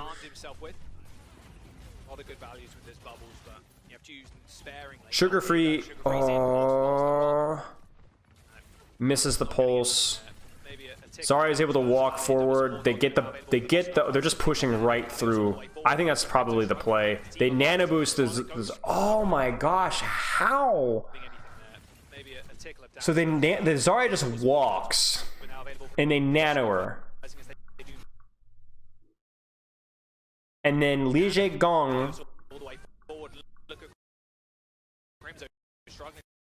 Twilight goes for the nade, and then they rally. And then Birdring dies to Tracer on the flank. Oh my gosh. That's actually insanity. No way they... Oh my gosh. It's just the baby diva, the two smallest characters in the game. Sugarfree's armed himself. Wow. Sugarfree's in, post bombs the rock. Not getting anything there. Maybe So they go in really, really hard. And then Birdring ends up getting chipped. I think Birdring takes a shot from a Spire there. And then is not able to get healed up. So yes, they die to the AFK W key, but the backline collapses from behind. There's only a couple of percentage points left for them to actually cap, and Decay is kind of clearing house. There's nothing really that Kalios can do now, as he's got no bubbles. It's just the wow. Diva, the two smallest characters in the game, Sugarfree and Punk. On Legion has hit the heck of a rollout, but it's not. Wow. 94% for the Boston Uprising on first points. Strong, and this is that. Good defense by Vancouver there, like being able to come back from some of the situations. I don't even think Boston played it too poorly. It's like the DMAC on like Kalios is like really corny. But wow. Okay. Now, this is kind of what I talked about here, where, you know, you think about like the strengths of the diva and what the diva provides. And then you do basically what Boston did on the last fight, but you do it on your first fight where you're going, why are we playing Diva if we know they're going to play Diva? They don't have a Winston swap, and we're not even playing for second point. We're just going to play for to smash our faces against each other on first point. Why not go Sigma? Right? Did Twilight die because he peeked that window? Yes, but he was going for an anti-nade. That's why he peeked. Now, you can argue that wasn't necessary from the position that he was at, so yes, it was a mistake from Twilight. But there's a reason for that.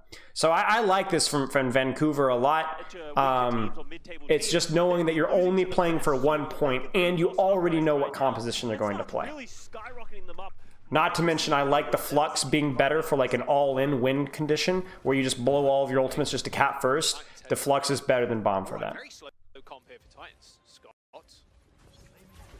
And so now all you have to do is you spam high ground or you spam point. Like it's oh, we almost ate it. Okay.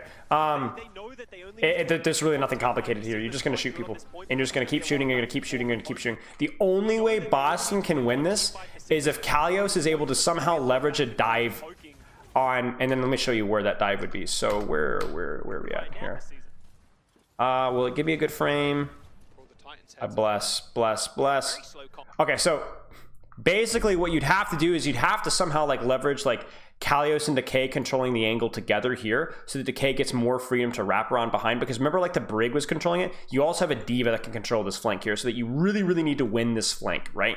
The other thing that you could do is you could have Kalios plays on like here and flies up and over to the opposing high ground and basically hard flanks the enemy backline from the high ground and basically just causing a distraction, causing pressure on the enemy Ashe, and that sets up his Tracer Brig to push in from here, and that sets up his Ashe from the high ground. Again, you cannot match this to this without taking some sort of a flank or an angle to win. It's the same thing as how you play versus Azari. The Sigma's just going to slowly spam you out, so you have to leverage the Diva as either a controlling an angle threat to where you win the Tracer duel because of your Diva, or you set up your Diva as a secondary fact Tracer on the backline. Like you know where I'm talking about, right? The high ground right behind this here. It's crazy, but it has to be done. It has to be done. Like even little things like that Kalios is doing are they're just not. It's not worth it, right? I'm surprised Punk is playing this as aggressively as he is, but yeah, Kalios is just bleeding damage. And then he also gets rocked if he just kind of rolls into Punk. Because the thing with Sigma is that he can be a lot more aggressive, like just walking, and yet Kalios is not doing anything. I mean, Faith dead, sure, but Twilight now just randomly getting speared. It's just falling apart for the Boston. It's really hard for me to see what's happening elsewhere, just by the nature of like the POV that we're given. Two ticks on the board. There's a poke spawn for Sugarfree, and he's in the back line. Kalios needs healing. So does DJ Gone. Yeah, he hits the whip shot, so he is healing himself a little bit, but Kalios is already out of mech. No self-destruct to get the remake. That should be it. Wow. Yeah, I mean, it was a good swap by Vancouver, and Boston just didn't adjust. It's a hard adjustment, to be clear, but like you see this all the time where one team will make just some weird alternative swap and they don't know what to do. They don't know what to do, you know. Now they were obviously put in a horrible situation, right? Playing for first point is terrible, but like you can't do that. Okay, let's talk about Boston comp. So Boston comp is essentially just dive, but with the diva. You're gonna have your Sombra Tracer working on either backline or an enemy DPS most of the time. Diva's looking to control contest card or control the enemy backline. I think the Diva is also pretty good just for controlling, like if they were to run a sniper, which it looks like Vancouver's going to, then the Diva's pretty good at either not necessarily killing the target, but keeping that target busy. Diva's just good on Rialto just because of how long the space is, and it's the exact same reason why you run Diva on Blizzard World. So neither of these teams want to commit to the Winston. I don't think the Winston's as good here, and yeah, that's it. I know y'all, a lot of people were hating on the Diva pick, but I do think the Diva pick on specific maps is the best tank. I really do think that. Going forward, because this means in this current meta. That the Boston Uprising are going to have to play aggressively. Now, I like the hit scan here, and I'm just going to be honest with you. I like the hit scan here because I think the map is pretty good for it. I think it's the same exact argument for Blizzard World. Slightly longer sight lines, play the hit scan. And I think Aspire is a great hit scan, one of the best in the league. Why would you not use it? Why would you go Sombra? You know what I'm saying? I don't know how good Bird Ring Sombra is, at least compared to some of the league's best, but like just play your strengths here. Like play your strengths. This ain't deep. The interesting thing for me is the Ana versus the Baptiste. The Ana for the Sombra Tracer makes sense because the nano value gets a little bit extra higher because you have an extra nano target. And then there's more dive opportunities. But it might be that the amount of movement and flexibility demanded on this map compared to Blizzard World demands the Ana. I'm honestly not too sure. It could be that also Crimson knows that they're not going to be playing the sniper comp, so that the downsides of Baptiste is that he is pretty fragile to Sombra Tracer. Ana, not as much. Just the nature of her nade, the nature of her sleep, those things are a lot. And the nature of Baptiste's survivability is that he's not as good versus the dive heroes, but he's good versus the other heroes. So yeah. What's Kalios' best hero? I would say Kalios' best hero is probably Sigma, mechanically, if my knowledge is correct. He basically single-handedly won them Route 66 when we played them as London last season. We still won the match, but yeah. Yeah, that's sustained damage from the Hanzo. Rolled. That's not quite sustained. Yeah, even Birdring a little bit surprised. Now, I like Hanzo. I do not like Hanzo versus Winston. So if this had been a Winston, I think we probably would have seen maybe an Ashe, or maybe even a Sojourn. But Hanzo, when you don't have the Winston dive threat, I like Hanzo versus the dive heroes, as long as it's not Winston. Aspire hit that one. My God, another headshot too. Just quite managed to clean up the kill. That was a good shot. He was Sonic. I don't even know if he realized it. Oh, wow. What are we looking at here? Aspire, show us what you got. Oh, wow. Twilight. Kalios aggressively marking. I don't like the aggressive mark on the enemy Diva as much. You got to be really careful about that. And you can see the differences between this Hanzo and the Sombra. Obviously, the Sombra instantly went Oh, down. jeez. Again, I don't know why Birdring didn't TP out. I prefer the hit scan because you don't have that Winston follow-up onto anyone you hack, and you can see... I do agree with Custa here. I think that Sombra and Tracer can absolutely function without a Winston. I don't think you demand the Winston follow-up, but I do think that the way the composition plays, which is dueling DPS, means that the Diva is less attractive when they're running a hit scan. I do think that the hit scan rises up in terms of attractiveness for that. What I mean by that is Sombra Tracer are really good at hacking and killing things like the enemy Tracers, but then when you play Hanzo, you could still hack and kill a Hanzo, but it's a little bit scarier, and it's also scary because you don't have a Winston bubble to follow up on. Winston, you see, is harder in the setup phase because he's more fragile, but when he commits, he's more lethal, and that's something that's scary for heroes like hit scans. This map is not very good for Winston, so that heroes like Hanzo are a lot more free. And heroes like Sombra are less attractive, not because Sombra is bad, but because one of her synergies isn't as attractive, right? You can't balance in a vacuum. This is what we're talking about, right? Think about how many steps that we've had to think about to come to the conclusion that Hanzo might be a little bit better, right? Now, the most important thing is hero strengths, and Aspire is a phenomenal hit scan. So that's the most important thing to learn from this.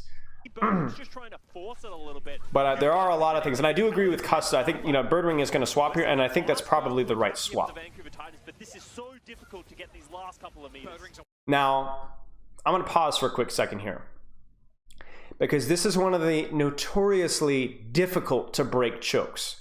And there's one reason why. Well, there's really a couple of reasons why. One is that attackers don't have good angles, but the most important reason why is that if there is a Widowmaker that can set up on this high ground up here, do you guys remember my live stream from this past weekend, my companion stream?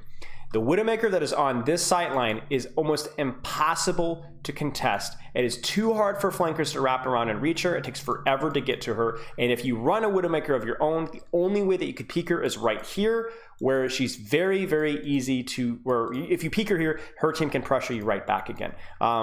If you take the flank on coast, as I showed in stream, I'll actually do this in a custom game in just a second, you actually can't see the Widowmaker. You can't see her. Now I'm going to show this from Aspire's perspective because if I remember correctly, Aspire played defense on Widow. I don't remember what happened this map. I just knew that he played Widow, so we'll showcase it there. But will Birdring get good value? Will Vancouver be able to win fast enough? They won't. So I'm curious what happens here. Now the nice thing about Hanzo is the Hanzo gets a lot of value without having to peek the Widowmaker, right? In other words, Hanzo can just sit and shoot decay or shoot tanks, and he's pretty comfortable with this, so that is nice. So even if you can't contest Birdring, you can still get work done, right? And there's your mechanics right there. How is Kalios getting demech'd here? Kalios, I've noticed, plays very aggressively on tank trading. Maybe not as good with his resource management here. Like even stuff like that right there, he loses so much HP.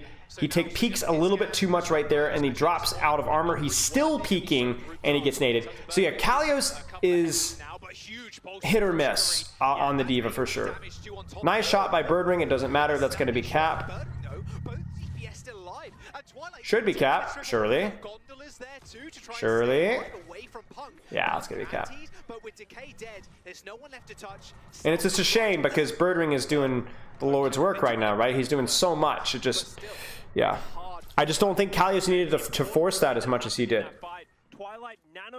And Nano, yep. Wait. What happened with Nano? Oh no! Good catch. I didn't even see that. Oh, they naded Kalios or nanoed Kalios. Oh, that is a disaster.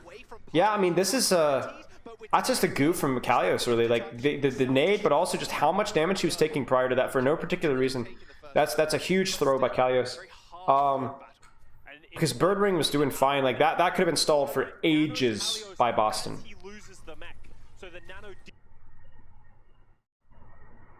Hanzo just has better ranged pressure than Torb. Torb is more anti-flanker.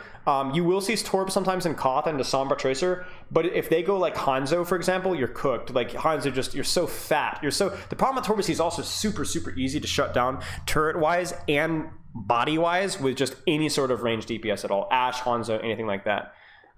Disappears and they don't have that health and sustainability. I'm surprised Birdring's staying here. They're really taking a fight here, aren't they? Did they all get good spawns? I didn't even see. Yeah, the Widowmaker sightline here is a little Duke. This is good. Yeah, there you go. As I said, that's good. Ah, no.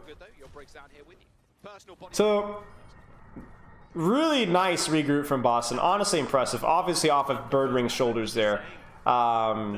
This is going to be hard to retake with Hanzo. Yep, there's the Widowmaker swap. I was going to say, it's not even worth keeping the Dragon. The Widowmaker is just miserable to cross here, so you need a Widowmaker of your own. Now, my question...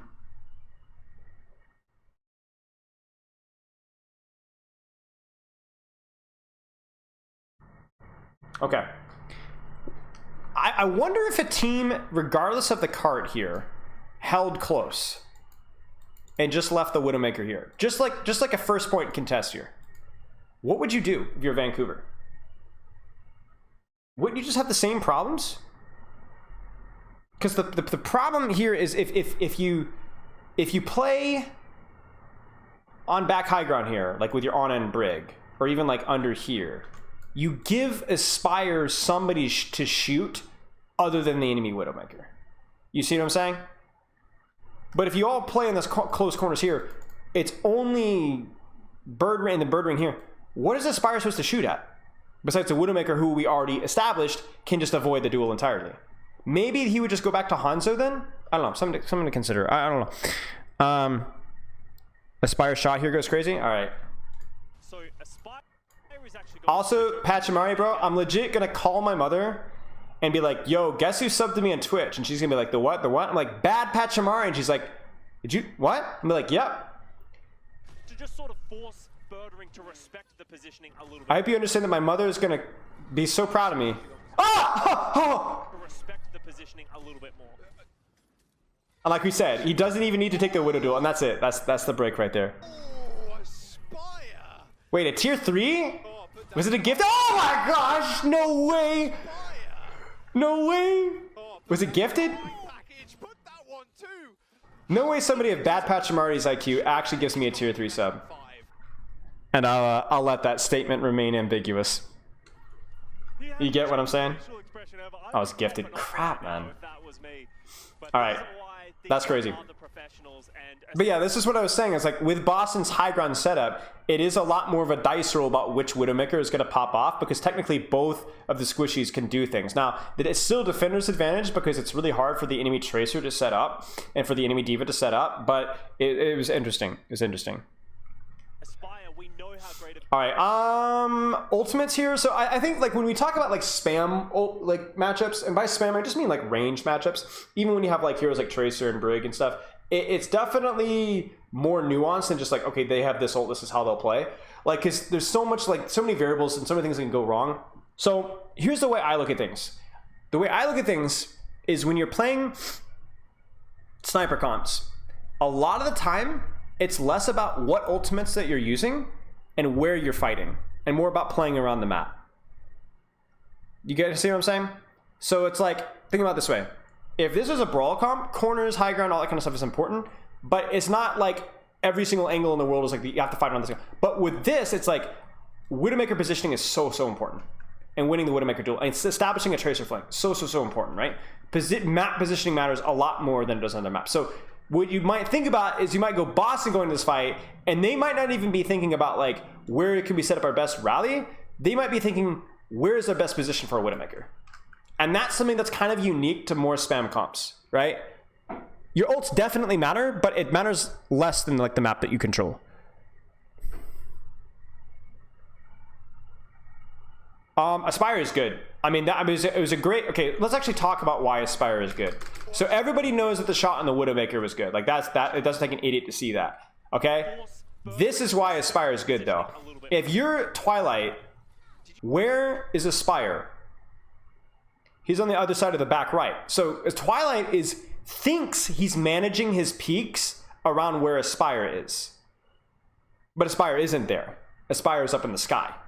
This is why grapple is so important. Like this is when I had that double sniper macro video I uploaded, and the first thing I'm telling Widowmakers and double snipers is if you are not using your grapple off of cooldown to set up trick shots like these, you're trolling. Unless the enemy Tracer is like directly on you, then you need to use it to disengage. You need to be readjusting your crosshair with grapple. Suyong, thank you for the sub. I don't know why I didn't get a notification. But Twilight's not ready for this. Oh, there it is. He's not ready for this. He had no idea that he was even there. Now this is just a stupid shot, right? They both know where each other are, or at least Birdring knew. He just, I don't even know. Like that was like a pixel. Like it's just ridiculous. But the first one was a good strategic decision. No Tracer threat, go for the shot. Taking his turn, sure. That's wild right there. Now, so we gotta have mirror rallies. The Nano is probably gonna go onto Tracer or Diva. Honestly, neither of them are amazing because there's like so many like peel tools. But yeah. So there's sights. Honestly, Vancouver doesn't need to do anything with the sights. They can just hide and wait it out. Ooh, nice little 180 head movement from Aspire there. Just gonna flick his head. Now you see this a lot because what Aspire is doing is obviously he's playing to live here. But what Aspire is also doing is he's baiting, okay? He's baiting. He's keeping Birdring's attention in this one little corner and not allowing Birdring to focus on what's happening up here or to shoot anybody else in the fight. So one of the things that you guys can do at your own risk against a really good Widowmaker with sights is pretend to peek. Especially if there's something else going on here and there's nothing else you can be doing. Keep her zoned in on you, because what is Aspire going to do right now? Really, like what is Aspire going to do right now? He's not going to take the duel. The sights. There's nobody else to shoot, so might as well just bait bird ring. Right? And the other thing too is that look at what Boston is doing, or Vancouver is doing at this exact point in time, right? They're rather pushing. Bird ring is in no position to do anything right now. Bird ring probably should be repositioning closer to boats behind him, where it's a little bit more unpredictable and there's a little bit more of a long sight line. Bird ring is getting tunneled, and it's the Spire's fault. So we might see a Nano Diva. Honestly, Vancouver strikes me as a type of team that might just blow like literally everything just to try and run over Boston here. I don't know how that's going to work. I imagine it's going to be more dependent on like sleeps and nades and who lands those. Maybe even a pulse bomb from either team, actually. That would probably be the more likely thing. I'm curious to see what happens here. My prediction is nade or pulse bomb. I might be dead wrong though. Oh no, they don't brute pulse it. Oh wow, Decay just kills the Spire. Does Decay come up from underneath? Yeah, he does. Yeah, so Vancouver pushes. Yeah, there it is. So there's the pulse bomb, Decay, good flank. So that's the other thing too. It's like Vancouver. We remember you guys saw this on Oasis, right? Oasis, where Vancouver just like turning their brains off, W King, and then I was like, I don't like that, right? This is why I don't like that, because like it worked there, it doesn't work here, because they don't control the off angles, they don't control the flanks, they ended up getting pincered from behind, and Decay just straight up kills 2 without even being scouted. That's like the Western in a classic. Push, push, push, push, push, guys. Surely, let's push. Ah, it's not very good.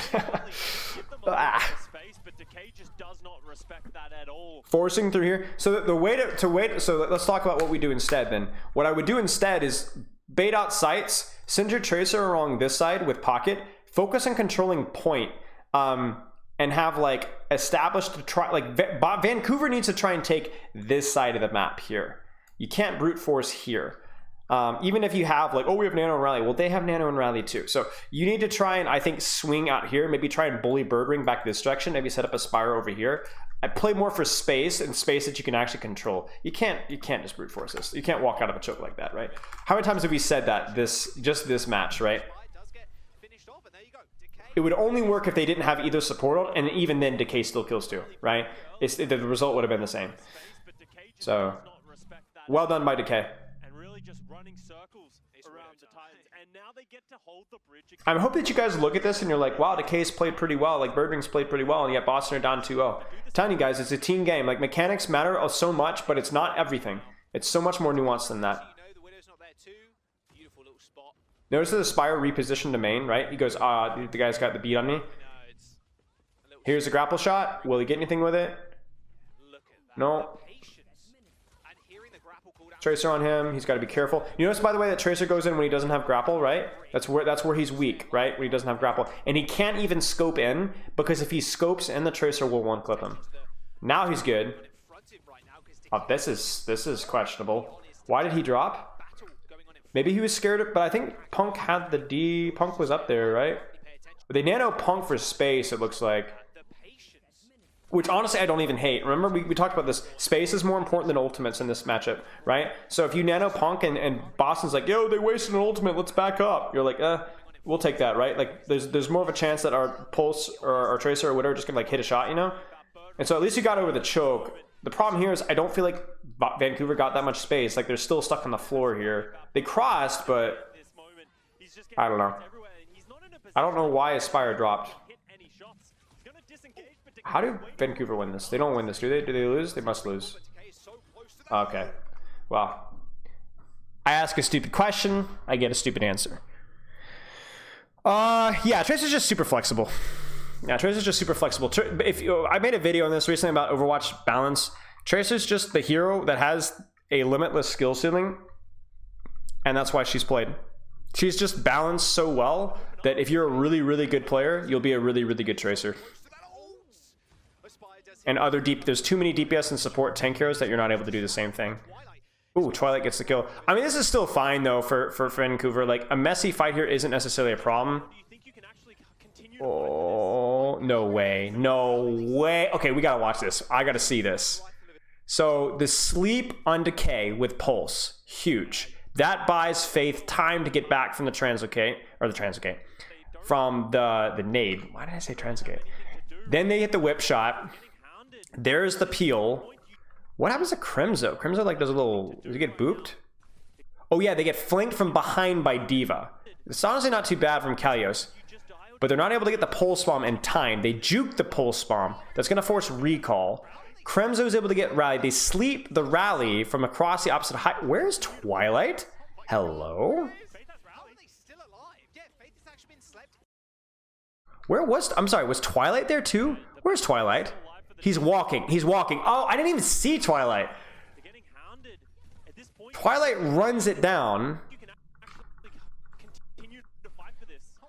There he is. There he is. And then he sleeps. But now Twilight's in trouble.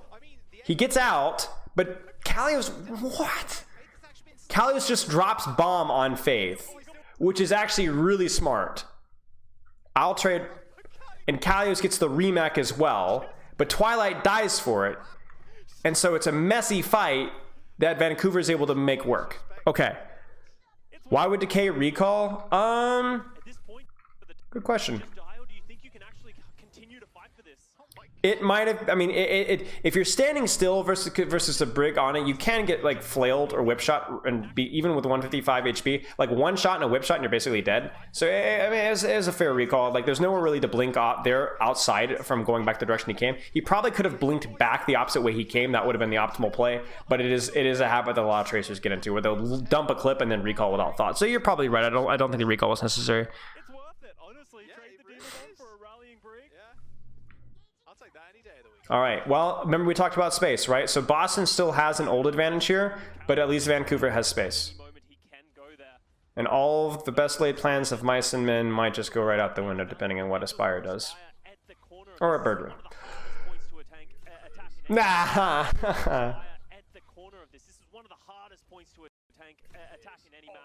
Again, I don't... Oh my gosh, they just straight up trade tracers. Where is Decay? I don't know. It looked like underneath the bridge. I still would love for Vancouver to spend more time on trying to rotate across to right, if that is at all possible. Nano Brig. Boston gets baited to push because this is the West and this is all we do. They get massive naded and they counter Nano, and that's going to cost Kalios' mech. Pushing through a choke is really, really hard. If you don't have an off angle or a distraction to set up or capitalize off the attention that you're getting, pushing through a choke is really, really, really, really hard. Please, please, please don't force this unless you have an off angle or some way of setting it up. It drives me nuts. Now, I say the West, I'm just generalizing right here, but it drives me nuts how many teams I see just press W because we have an ultimate, and you just walk through a choke. You just walk through a choke. You cannot just W key like that all the time. If all teams play with default skins, as far as I know, they play with default skins, or the team skins. Do you mean in scrims? I mean, they're playing with team skins in scrims, so...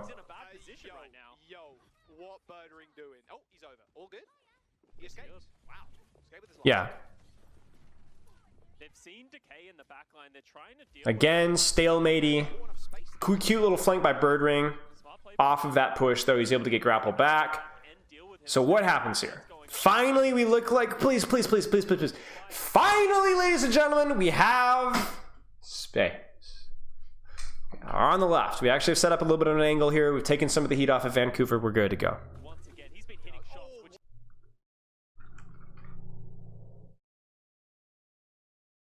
I don't even know why I say anything anymore. Like at this point in time, every time I say something, it's just guaranteed not to work. I don't even know why I try anymore. Why am I here?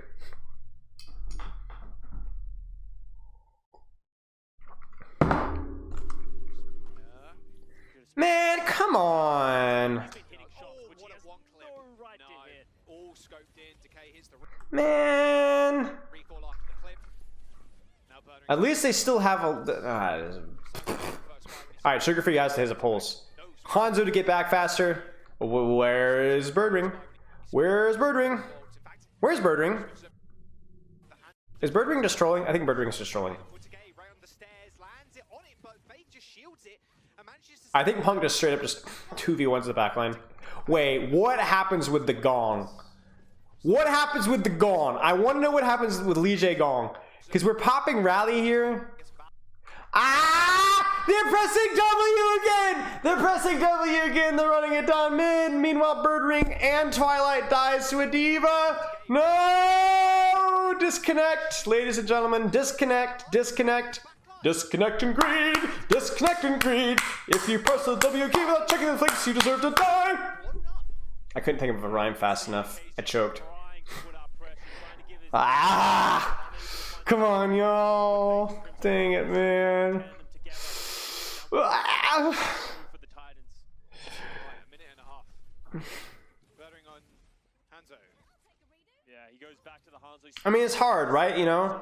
But I just don't, I think it's even with like the movement speed reduction of Rally, you know? I don't know. You can't play Widow on the third point. There's just nowhere to see, but Hanzo swap is expected. You have a massive ult bank from Vancouver. This might be a one-fight territory tier. I'm not surprised that Boston's pushing up here. They need to try and force a fight here. There's a Nano. A little bit of the loss here. Aspire gets the kill on Birdring. I don't know what happens there. There's no way to know what happens there. Kalios is going to save Bomb. Honestly, it really not even that terrible from Boston as long as nobody else dies, because they forced double support ult and they used Jack All. So as long as you're able to get a comfortable recontest, which I think you're going to be able to get a reasonably comfortable recontest here. You have a Nano out, you have a Bomb out, you'll have a Pulse soon. So I'm curious how Vancouver wins this. It might be a shot from Aspire, or maybe Pulse Bomb. There's a Nano, forcing a lot of space. Vancouver, well played, ladies and gentlemen. Look at that. They just straight up disengage. Wow, that was really well done. I'm going to be honest. The level of these two teams has not led me to believe that this was going to happen. I'm going to be perfectly honest. The level of team, the level of like ult planning here, I didn't think that these guys were good enough to do this. I was glad to be proven wrong.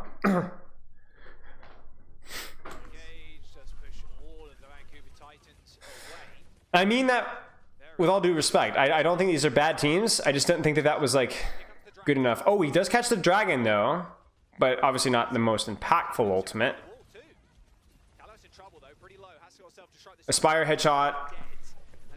And that's really the difference maker here. I think it's like Aspire somehow is able to hit a headshot on the Hanzo, and that's gonna be it right there. I don't know what happened. I might have just been mechanics. There's really nothing to say here. Both teams are just mashing their faces into each other in point. So it's gonna be which team hits their shots. And it's Vancouver. Plot twist. They found the S key. Yes. Would a Ryan Shield not work better? I imagine on this point, yes. You would probably have teams play Sigma on this map. But I think it was the bomb. Are you talking about this point? On second point, no. It's too wide open and high groundy and stuff. You'd play Diva. The reason they just pressed W there was just because Li Gong had Rally. And Li Gong kind of got tunneled a little bit and they lost. Like the same way where like they forgot to care for Aspire on the flank and then he dies to like one clip on Tracer, which to be fair was really fast. The same way that Boston kind of gets like a little bit tunneled. Like both teams, when they have like these W key like opportunities, they just W key and then they die in the flank like every single time, or they overextend and they get punished in the front line. So like that's a big habit to both team. Oh, sleep on decay?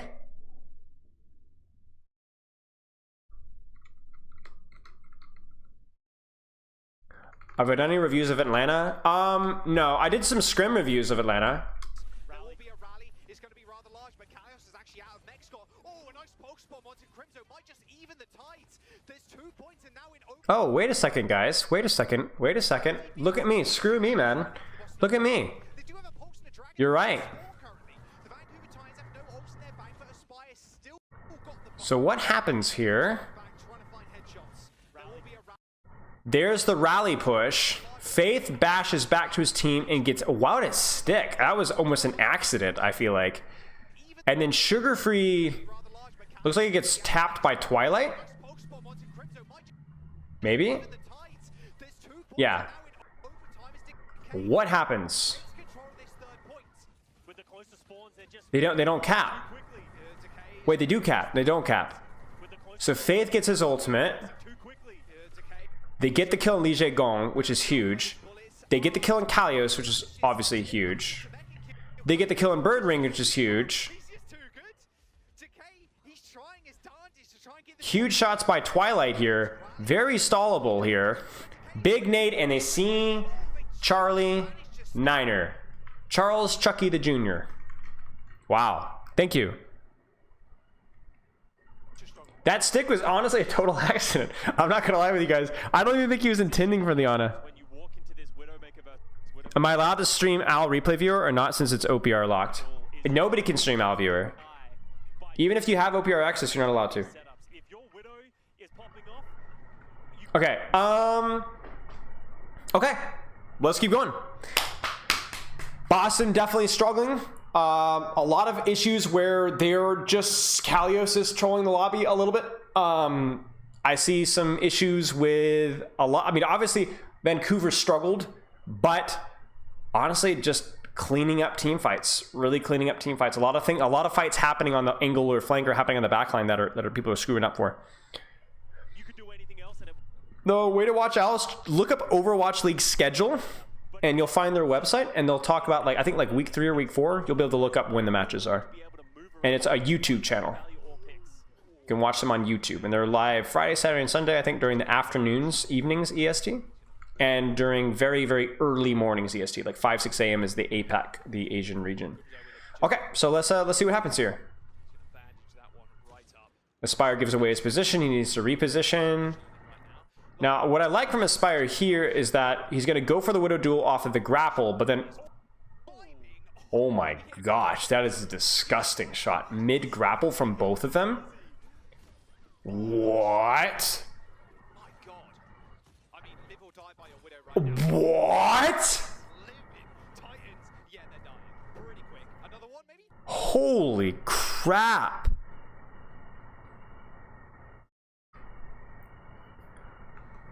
Now, I'll live by Birdring, honestly. I'll live and die by that, man. Any day. let's do one quick pause because I want to show you guys something. I'm going to do it quickly because I did this live on stream this past Saturday when we had the companion stream, but I want to showcase it super fast. Remember what we talked about in terms of the sightline advantage on defense, right? Where if you play on the opposing high ground, you can completely hide from the attacking Widowmaker on any position that she takes outside of directly on cart or the high ground directly above cart, where it's very easy for the enemy team to clear you out. So 5, 4, 3, 2, 1. If we go into a map, let me pick, Rialto. My question is how and does Birdring find a way? Because don't tell me, chat. I don't know how long this fight goes. First point, second point, third point, whatever. I know they win the map, but I don't know. If Aspire is up here, he can peek onto point, and even if Birdring goes over here, he doesn't get shot. Watch this. You see this?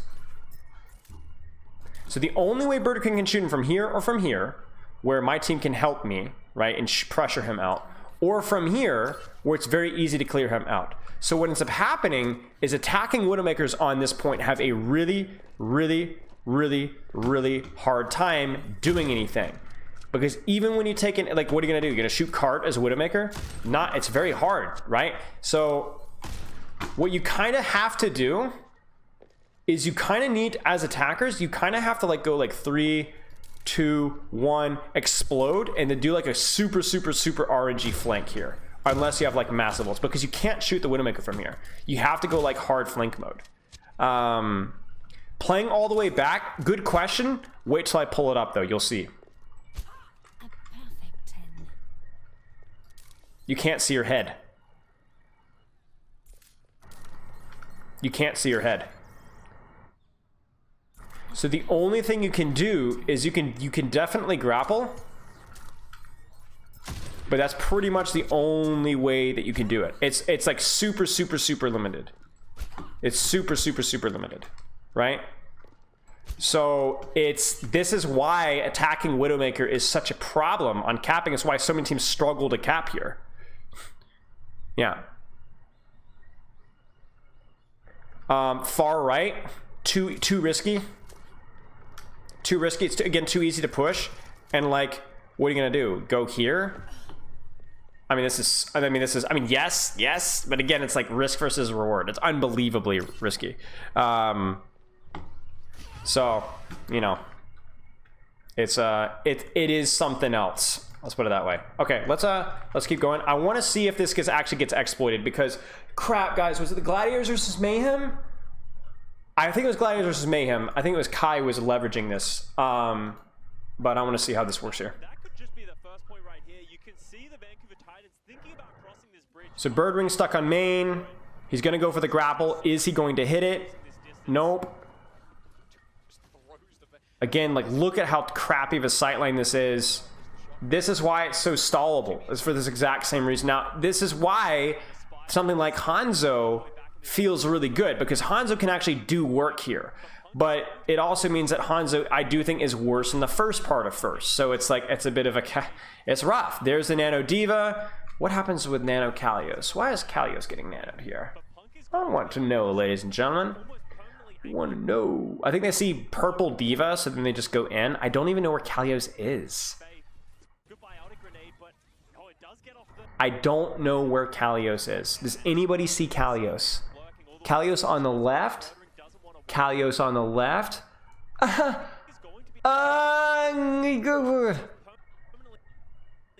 Is he still on the left? Is he on point? Is he flying in the right? I think he flies in right. I think he flies in here and there's a miscommunication. I think he actually disengages when he gets nanoed. And so the Punk goes, oh, why is he going over there? I think that's what happens. Oh, man. And so then Sugar Free smacks Twilight.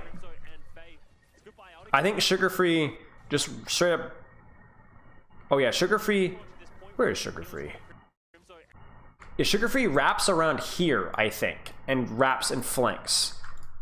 Because Kalios is on the other window, then recalls, then there's a trade there. Then Punk dies because he gets hit with Pulse Bomb, I think. Or no, he doesn't. He gets naded and then shot. Maybe Birdwing hits a headshot in Punk? I'm not sure why Punk is so low. And then... Yeah, I'm just having such a hard time seeing what's happening here. Lee Jae Gong does the trolling thing. Whereas Lee Jae Gong goes too deep. Disengages out. Faith gets nanoed. Oh, Faith gets nanoed. Runs it down. And then Faith just absolutely savages Boston. Whack, whack, whack, whack, thwack, thwack, thonk, clonk, clang, bong, bong. And dare I say, clonk. Main thing to take away here is I think the Nano Kalios was a big issue. I think that was a complete miscommunication, and I think that's what happened here. I think the Nano on Kalios, the miscommunication, the Nano Brig, maximum value, Nano Diva, minimum value, GG's. Another bit of a miscommunication, bit of a team play goof from Boston. The good old Batman intro.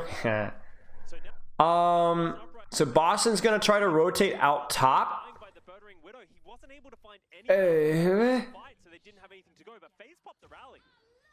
What is happening, ladies and gentlemen? Faith pops rally. Oh no, it's the W key strat, ladies and gentlemen. It's the W key. And Boston doesn't kite it. Lee Jae Gong almost dies. Lee Jae Gong might die. The W key works! It works! We ran it down mid! We ran it down mid, guys! We did it! We did it!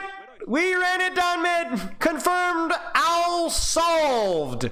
Press your ultimates and run it down mid, and you're guaranteed to win every game. Lee Jae Gong doesn't quite get his rally off in time, or doesn't quite get it in time, and they get punched to death!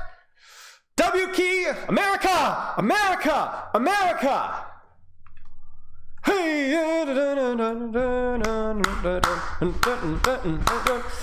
Nice!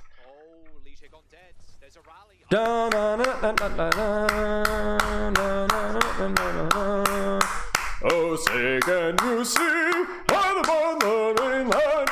Nice! We do it. This is how we do it here in America, ladies and gentlemen. Popped his rally before he died as well, so they lost both of Nice. Well done, Vancouver. Now, honestly though, big thing there is that Boston just doesn't kite it well. Think about what if Boston had done what Vancouver did to them on third point, or if Lee Jae Gong had been 98% on rally instead of 95 or whatever, totally different story. That being said, hey,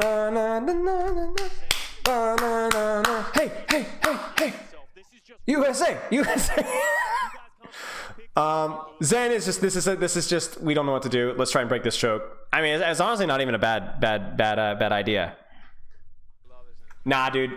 Listen, America is a spirit. It is not a country. It is not a nation.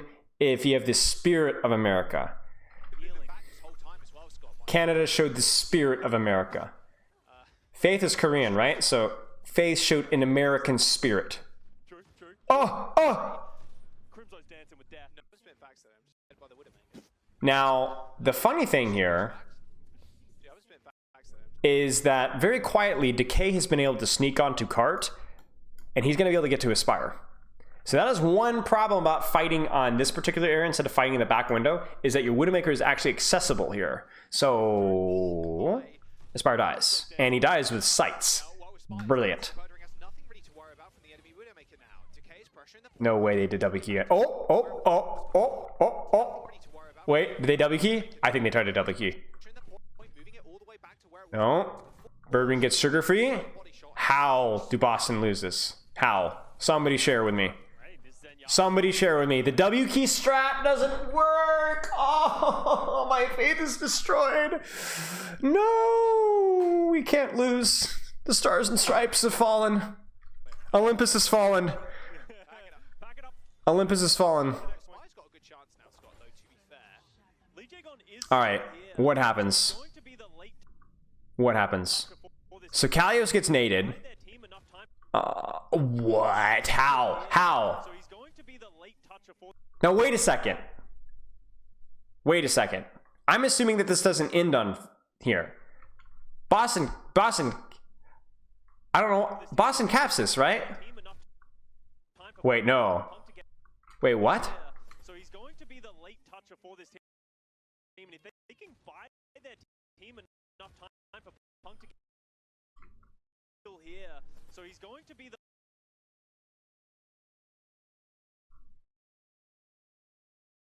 Did you guys see this? Did you just see this?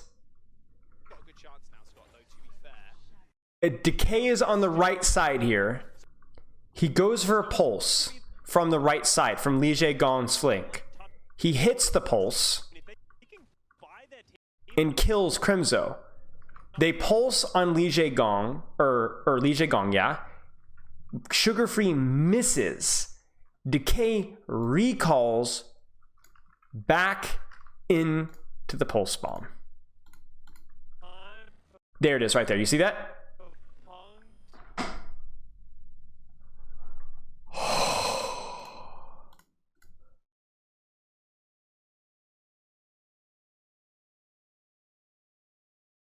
Oh my gosh, there's no way. And Lee Jae Gong dies! How does he even die? Oh, he gets body shot.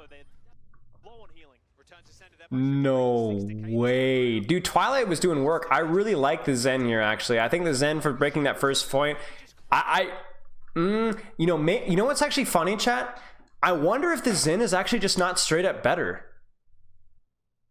At least in this particular matchup. Because this is how metas evolve, right? People play Winston Summer Tracer, and then people go, wait, Winston's not even that good in this point. What if we try Diva Summer Tracer? Oh, wait, do we even have to play Summer Tracer? Why don't we just play Hitscan Tracer for playing this? Wait, why are we even playing On anymore? Nano sucks. Like, every nade's getting like eaten, Sleep Darts, Diva. Why don't we go Brig Zen, right? I think Brig Zen might have promise on this particular matchup. There's no way, man, no. There's no way. There's no way. They actually lost to a recall pulse bomb. And I got one thing to say, guys.